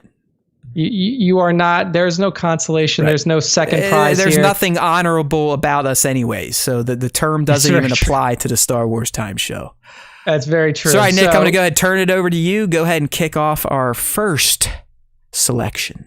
Our first selection for the top 5 this week is a fantastic Lego shot here. Lego Mandalorian shot from 02313 on Instagram. And what we have is the Mando Lego figure whipping the dark saber in a very, I mean, like, I'm going to say this, and I know that we've talked about it before. It's hard to pose Legos, but O2 fucking killed it with there's this some, Mando pose. You know, Lego Trooper 89, he's another one that does this. First and foremost, fantastic looking shot. I do want to let everyone know that this is a custom Mando Lego minifig. So that's why it looks a little different than what you might be able to get these days. I don't even know if you can. I think you can get one Mando. He's not full Beskar yet. I don't think so. Actually, I have no fucking idea. I think he might be, but he came in the AT-ST set. The next Mando I don't think is shipping until the Razor Crest set ships this fall, and you also get a child in that one. So while this is a custom Mando, I don't know if that means that the legs pop out one by one. As you can see, clearly one of the legs has been removed. That's not how Lego minifig legs function, period. Yes. They're always connected together in kind of like a double joint system. So it's like these have been taken out, and he's either using some glue or putty there to give it this Lego a little bit more of a dynamic pose, or that could just be built into the fact that this is a custom Mando, which allows for more dynamic posing. Either way, the shot is excellent because of the pose. Also the figure. It's just, I don't know, it's an eye catcher, and like, I don't know if you're gonna go here, but that the dark saber again just kind of pops. Yeah, the dark saber pops. I mean, even like the background effects that O2 threw in here, where he's got like a big kind of trail following the arc of the saber, and then even like that weird kind of phantasmal background with like the pink and purple colors and stuff. It's an eye-catching shot. I thought it was really well posed. I thought it was really well thought out, considering that we may see the Mandalorian whipping a darksaber in season 2. I mean, it's a very possible outcome here. You know, we're going to see it. We're going to see the darksaber in action. We've heard about it. Giancarlo's talked about how many he broke filming season 2, which implies it's going to be out, it's going to be swung, and it's going to be clashing against something else, more than likely a lightsaber. But yeah, just fantastic figure, shot, good stuff. OTOU313, give them a follow. Have some other good shots of this Lego Mando out there. Just some commentary here. We got some people lamenting the fact that it makes the top 5. Hey, doesn't happen every time, Tones. I loved your shot, man. Blame it on Nick. That's all I usually say. I think he's talking about the Hot Toy shot. It is a fantastic shot where he remade a comic book cover where it splits Anakin down, where one side is Anakin, the other side is Vader. I did see that shot. It's very good. There were, I mean, like I said, every week it's hard. I mean, trust me, it's really fucking hard. I want to get on. There are some days I want to get on there and bitch the fact that bigger accounts still don't use our hashtag. Those big accounts that are on here now, no problem with all you. But there's other ones. I'm tired of naming names because I end up looking like a douchebag. But it's like, come on. But it really doesn't matter because we get so many people that follow the show, that sit in on the live stream, and people that are looking at their stories. It's caught on pretty well. So much so that I believe I have 130 images in my 2 feature fucking folder at this point. But what Nick has to do, it's not easy because even when I do my top ones, and I've seen everything, I'm the one that shared the fucking shots in the first place. So I thought they were great enough to even get featured, but it is hard because I'm sharing 12 shots a day, basically 6-7 days worth of that. He has to go through and find gems, and every one of them is a gem. Yeah, it's tough. I mean, and the thing is like, you know, I picked the top 5 on Monday, but if I went through and I did my selections on Sunday, would it be a completely different 5? Like even when I did my top 1, I'm scrolling through. I'm like, fuck, man, I went that one. Oh no, I went that one. Oh no, that okay. I guess I'll just. Usually Matt will send me 2 or 3 top 1s just in case I pick one of his, selections for my top 5. Pulling back the curtain a little bit again, but don't take it personally. This isn't a popularity contest. It really is two humans with their own opinions on art and how they appreciate them and what they choose. That's really what it comes down to. Yeah, I mean, and like Joker, Joker Beats kind of throughout in the chat. Matt has a never-ending folder of images to share and to feature on the account. Yes, and it's literally it's at 120 right now, and that's with me dedicating myself every morning to share 12 shots. You know how much time that takes up of life? Almost an hour. I made the pledge a few weeks back that if you use our hashtag Star Wars Time Show and tag us, I'll like every single shot. I may have to start pulling back on that if I want to regain any sort of morning and just get right to work and get the shit, get the show on the road. But we do appreciate it. Keep it coming. Hashtag Star Wars Time Show, tag Star Wars Time Show. If you're friends with the big accounts, bust their balls. Yeah. You're too good for Star Wars Time Show. You can use all the other fucking stupid Star Wars hashtags. Let's go. Let's fucking go. All right, moving on. Next up, we got Mr. Goat, there he Mr. is. Everything Kylo, Mr. Jesse making his way into the top 5 again. Is this the one he called his B-side, or was this the original? I think this is the one he called a B-side. That just goes to show you the quality of shit this guy puts out. His B-side. I can see it. Yeah, this is his B-side shot. And I mean, the fucking A side is disgustingly good. He throws in a little bit of JJ lens flare there. But what we see here in this shot is Pilot Luke on Hoth. Except in this alternate reality of Hoth, Luke does not just use his lightsaber to cut into an AT-AT and fucking blow it up. Right. He uses his lightsaber to cut through a bunch of fucking snowtroopers on the ground. And I mean, Jesse has always been very good. His specialty is the action shot, and this is just the perfect capture of an action shot here. Like the figure, what blows my mind is that figure in the background that he has perfectly positioned in this like backward arc falling over with his helmet fucking suspended in midair, and just the pose that Luke has going forward using the Force to push the guy in the foreground down. Yeah, like just fucking beautiful work here by Jesse. I mean, it's just Everything Kylo is one of the best, if not the best, action poser on IG in the Star Wars toy community.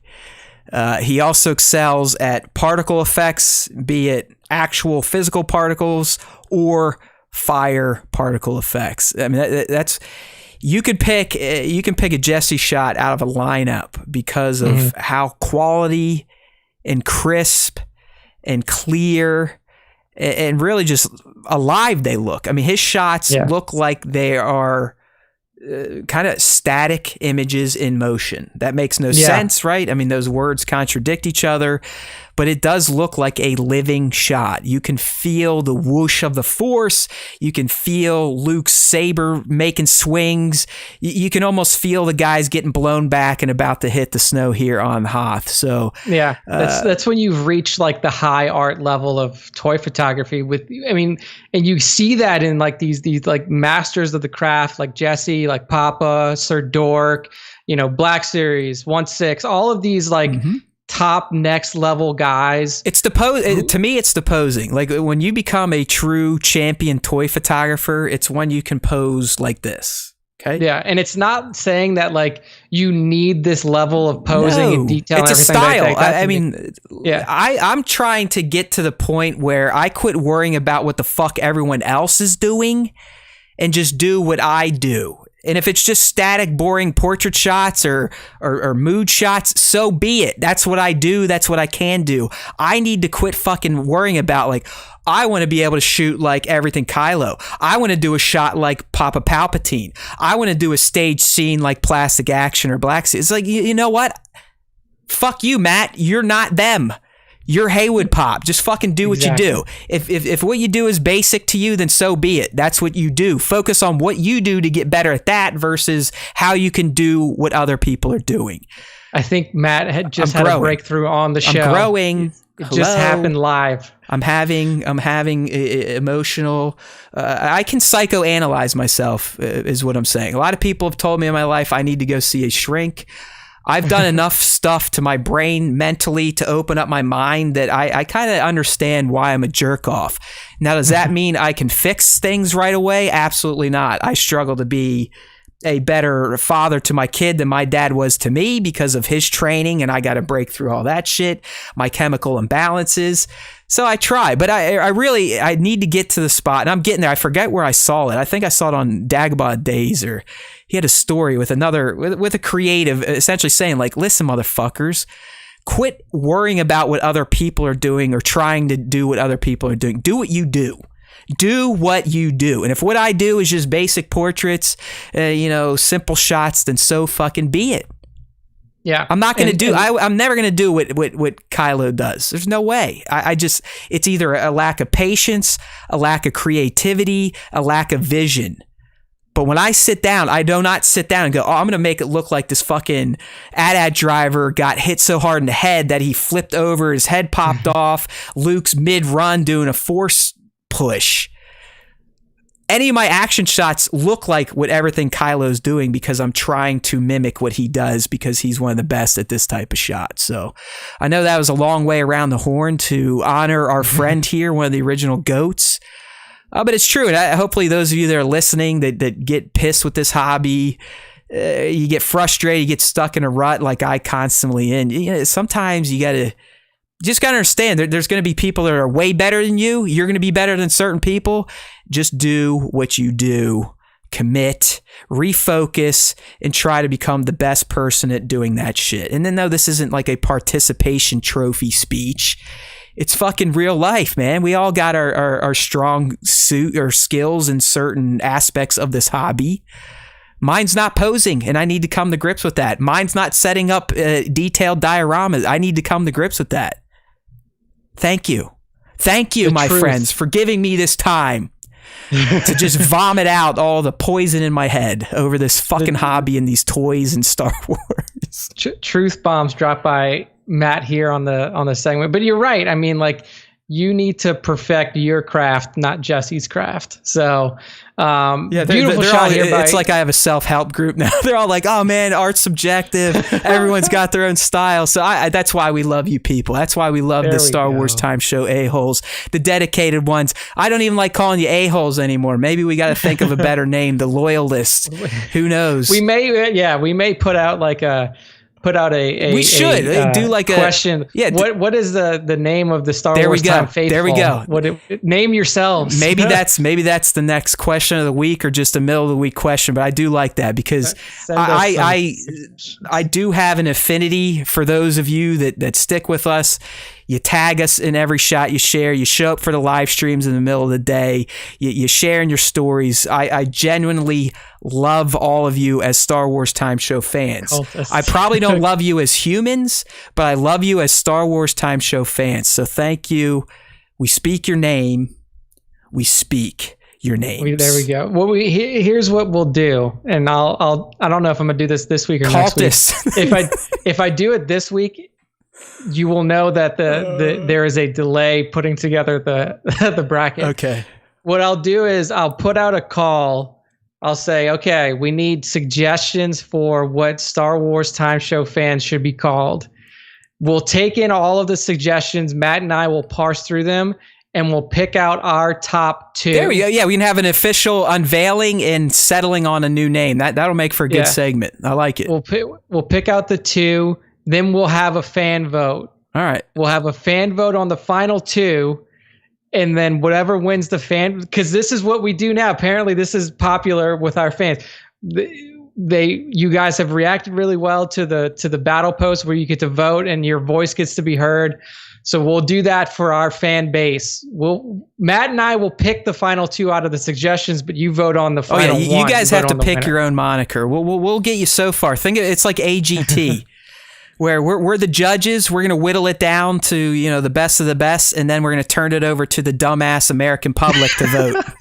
Yeah, exactly. And then we'll end up being the Star Wars Time Show dickhole. Yeah, I'm sure that they'll pick the dumbest shit, so we have to stick with it. But that's why we love them. So anyways, back to the top five here. We all know him. We all love him. Ever Thin Kylo. Check him out. You will not be disappointed. He is an official Hasbro guy now, too. So there we go. And the motherfucker's building shit. Just look what he's doing. He's making the the Mandalorian hideout. I think he's going to start going to some shows, Franks and Sons, to sell the stuff. So he's spreading his wings and flying. He's more than just a toy photographer now. He is a complete creative. Yeah, I mean, that's great just to see that Jesse is able to up-level his craft like that. They're already giving us good names in the chat. We got the Uncivilized. I mean, that is kind of that is our tagline. The Nerf Herders, the Chosen Ones, the Cultists, SWTS crew. So keep it up, guys. We really are going to do the little contest Nick mentioned, but I'm going to put that out. Don't expect it to be ran well or smooth. It's just, it'll happen. Just, keep your eyes out. Keep your eyes out for sure, because we will be doing it soon. And then for a complete change of style. So we're moving on in the top 5 for a complete change of style from what we see with Jesse and this super action oriented in your face style. We then now have a top 5 from @Manuel_ABGM. I believe on this is a first. You've done this a couple times since we started doing live streams where I feature them for the first time and they instantly make a top 5. Well, so it's almost like you're taking Tone's titties and just twisting them. You're even like, more. Here you go, Tones. More. This guy just got featured and a top 5 in the same week. Hey, look, Tones has been in the top 5, so let's not go there. Papa Palpatine, the deplorables. I like that. That's a nice throwback to 2016. I like it. Yeah, right. So @ManuelABGM here has a really cool, the way you put it, like a cool perspective shot, a top down, almost like a shot that's really showing the scale of an AT-AT figure. Yeah, it's almost like a drone or a snow speeder is out scouting this lone AT-AT walking across the ice, and they kind of have that top down perspective. I love it. It really was a kind of a striking image where it's just the image is placed in a way that it just catches your eye. I mean, it's right there in one of the rule of thirds crosshairs, if you will. I don't know, man. Just something evocative about this image. I don't know if that's one of these Micro Machine AT-ATs shot that way and just the way it's pulled out to make it look big or what. The way that he has the light source placed and then the shadow is cast towards you when you're looking at the image. Yeah. That, I mean, I know it's got a slight filter on it as well, but it's a stark image, because if you think about it in the perspective of ESB and in the way that the AT-AT first reveals itself to the rebels, it's like you have them kind of looking out there and it's zoomed in on one, like that, like the binoculars are zoomed in on one AT-AT. And then you pull out and you see the rest of them. It's reminiscent of that, because you're seeing what is essentially this massive Imperial machine, the entire war machine that is coming at the rebellion on Hoth. But then if you look at it from this perspective, you're like, wow, it's really just a collective of these one individual AT-ATs that are all making their way down. It's eye-catching. It's well composed, even though it's so simple. And to juxtapose this next to something like Jesse's shot, where it is so complex in the setup and the execution and the posing and everything that comes into that shot, and then you see something as simple as Manuel ABGM's shot, and you realize, like the people in the chat have been saying, like you can have incredible photography and art, whether it be super action oriented or something that is like a portrait style. You just can't be a fucking asswipe like me. That's I am the problem with all this. Like anything in my life that I bitch about on this show is my fault. I know I'm not one of these people that blame stuff on other people. I am a fucking ding dong. Okay, a ding dong. I ruin everything I love, and I love everything I ruin. That's just how I roll. So if you Manuel ABGM on Instagram _ABGM, 13 or 1,700 followers. He's definitely a Lego photographer. You can scroll through his feed. I want to know what this is. I mean, Tones, he's agreeing with me, thinking this might be one of these micro machines from way back in the day. I just don't know. It almost has too much detail for that. Either way, if you do listen, Manuel, let us know. Shoot us a DM. We do like that feedback from people that we honor on the show. So if you did listen, give us a DM and we will thank you for that. But good stuff here. Manuel _ABGM on Instagram. Beautiful job. Next up is hey now, look at the this person who's been waiting for his call out for the last 2 hours. He even came back to sit here like a good little boy and get his praise lumped upon him. Yeah, so this is at Barron's Black Series, aka Spencer, in our live stream chat, with a really cool shot that, to me, the reason I picked it is this reminds me of Rogue One, with the scene where the Star Destroyer comes up and covers the sun, and you get that massive shadow across Jeddah. It's basically a Star Destroyer eclipse. Yeah. So just the way that Spencer, I don't know if this was like actually using the figure itself to block out the sun, and then you're using the perspective. Here's what he did, because I study this shit. I think people think I just look at stuff. I study it. I read the comments. I read everything they write. So this is actually a composite shot. Okay. His lazy ass was hanging out at the pool, probably laying on his chair there, getting a tan, and he took a shot of the sky on his phone, I'm assuming. Then I think when he got back, he shot the ship and pieced it in there. So there we go. It's good work. I mean, it's a good composite shot. I mean, I don't fuck with composites. Fuck that shit. It's in like the way that the light diffusion is coming through the ship is really awesome, because like you can see like it's a perfect outline of the ship, but you also see parts of it where like light is diffusing through like the little parts of the ship. But he's actually commenting live, and I was right. So I told you I'm a freak. I study these shots. I want to know about them, and this was unplanned. So that's my method of shooting. I'm never planned. That's probably why they always look basic. But he was laying out there drinking some beer, smoking some stogies with Blanche, looked up at the sky, grabbed his phone, took the shot, got home, was like, hey, I want to shove a Star Destroyer in there. So then he broke out his big boy camera and shot the figure or the model or whatever it is. But no, it's cool. I mean, as you said, I think it is the contrast of the ship versus the background. Then you kind of have the light rays spraying out behind it. It's very eye-catching, which is why it made it into my net, onto the page, and then Nick himself snagged it for the top 5. Oh, yes. So excellent work, Spencer. I mean, I love shots like, I don't know why, like if you have like silhouetted shots or anything like that. I think this one, when I saw it, literally the first thing that came to my head was like, this looks like a shot that could have been in Rogue One, the movie. So it was really well done. Look at that, Spencer. Send the man a tip. Tip, yes. I should get tips for doing top 5s now. I always say that I would never do Patreon, but my man needs some cashola, so we might have to put out a little tip bucket.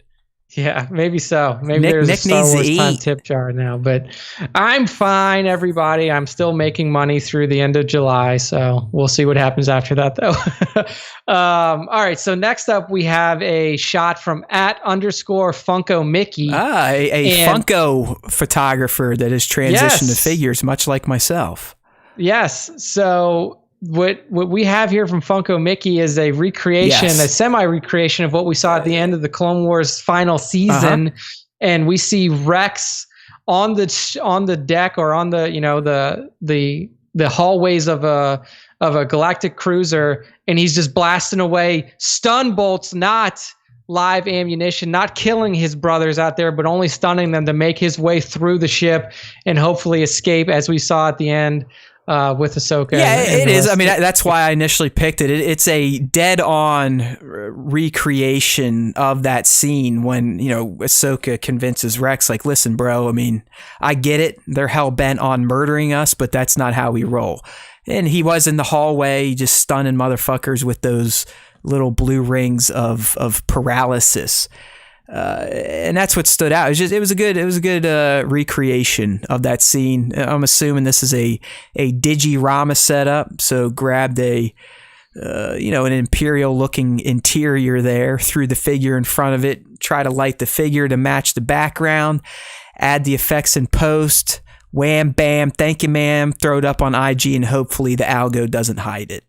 Yeah. And I mean, it's so awesome too, because first off, Funko Mickey used the hashtag Star Wars Time Show on the original post, and if you look at all of his work before this, he is like you mentioned, he's a Funko guy, and he's like a Disney Funko person, Marvel, Disney, and he's only got a few like Black Series figures sprinkled in there. And this one shot, like amidst all of the Funko stuff, was just a really killer, well executed Black Series shot. I mean, just excellent job, excellent concept here, knowing that this, was a big moment in not only the Star Wars Clone Wars series, but in Rex's personal life, where he literally has to, in a way, cut down his brothers to ensure his own survival. Yeah, I mean, they all died in the end anyways. Let's be real. I mean, Ahsoka was, I think she had the right idea, but when a ship's crashing, they're not going to stay alive. So why risk yourselves? But hey,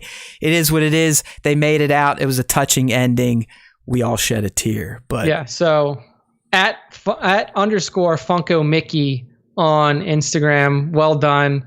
And then that is the end of the Nick top 5 for this week. And now we're going into the Matt top 1. That's right. That is right. And I told you, Intergalactic Raptor, it is not an honorable mention. As you can see right here in the post, top 1 from yours truly, the Chief, the Master Chief. What? Wrong franchise. Sorry. Yeah. The Sith, the Lord of the Sith. There we go. But yeah, anyway, so my pick this week was at Intergalactic _Raptor. I just find this shot to be wonderful. Multiple levels of wonder too. Let me speak them. First and foremost, it's nice and clear and crisp. Second, I love the mix of colors. There's a great mix of like red and bluish purple light. Mm-hmm. I love the posing. The setup is great. It creates a scene. You see Veers there with troops looking like they're getting ready to go out onto the battlefield. It looks like Raptor used some floorboards from the ubiquitous motherfucking break your thumbs diorama to allow light to leak in, which in turn was highlighted by, I'm assuming, some sort of fog, aerosol, vape, whatever, to really kind of round out this shot. So to me, when I see this, I feel like Veers, this Mim Bomb Trooper, and these other bucket heads, they're either in a transport right now, getting ready to get dropped right live onto a field of battle, or they're ready to roll out like a hangar door to go out and, charge the field, scare, something like that. Yeah. I mean, there's a lot of solid aspects of this shot. I mean, like I said, the clarity, the atmosphere created, and the way the lighting kind of highlights the atmosphere. Yeah. I mean, I had the same feeling when I saw this shot. Is like, this is a prepare for battle shot. Those, like you said, like the floorboards, what they are, they're going to fold down. They're going to run out on the exactly. On the it's like a ramp or something boom. Like that. Yeah. Yeah, and then there we go. We're in the battle, and it looks like this may be an extended campaign too, because you can see the weathering on the more senior figure that's in the front of the they're line. bringing in some of the rookies, some of the suckers there in the back. They have no clue what they're about to get into. Yeah, so a lot of good use of lighting, like you mentioned. It's a really pretty shot here by Intergalactic Raptor, and I mean, well worth the Matt top 1 of the week. And that brings us to the end of the top 5 and the top 1 and the show. Woo! And that we brings made us it. To, we started to get back to our 3-hour runtime here, so I'm probably going to get off here and get my ass kicked, but it was fun. I do apologize for the tech issues, my friends, at least those of you that were around during the live stream to kind of hear mics dropping in and out. Audio version, you should be mostly clean. It is what it is. I don't know what to tell you anymore, but my Mac hates me. I hate my Mac, so it's just one of those type of relationships. It's quite sad. I really do feel like I'm dealing with a Windows product these days, one that's never going to be patched, but that's how we do the show. That is the Star Wars Time Show. If this was the first time you tuned into this mess of a program, I'm going to go ahead and point you to the dance time. We are dancing right now. We are shaking. We are shimming. We are bobbing up and down. And why are we doing that? Well, because we're asswipes. but we're really doing it because we want you to go to StarWarsTime.net to just get kind of keyed into our content. This is what we do. This is typically what we talk about on each show, but for those of you that are lazy and can't click on stuff, it also has every link you need to follow the Star Wars Time Show. I'm talking, you got to subscribe to us. So we've got all your platform choices: Apple Podcasts, Google Podcasts, Spotify, TuneIn, Android, Stitcher, iHeart, Pandora, Deezer, by email, RSS. And if that's not enough, as I always say, go fuck yourself. All right. And once you get on those platforms, please leave a rating or a review or a comment or a thumbs up, share, do what you got to do. Because in the end, the only reason we have grown as a show is because of people like you that are watching live, people that share on IG, those on Facebook, this, that, and the other thing, because you talk about it, you mention it in your own feeds. So all of the algorithm overlords start to think that we may not suck as bad as we actually suck. And when that happens, more people get exposed to it, more people get infected by the Star Wars 19, and more people join in on the fun, right? 2022 podcast media badges or bust. We've laid down the gauntlet. It's out there. We're going to still keep putting out the weak ass shitty content that we do. So it's up to you now to get us there. Keep those listens coming. Keep the shares coming. Keep the rating and review going. We don't really, the people we're directly talking to, we don't need to tell you anymore. You need to start going out and getting your own Star Wars Time Show disciples. Become Star Wars Time Show Jesuses. All right? Get your flock. Become the shepherd. Spread the good word with them. And yes, if I'm not here next week, it's probably because I'm burning in hell. All right? But we all love the Star Wars Time Show because there's always time for Star Wars Time. And if you listen to the Star Wars Time Show, the Force will be with you always.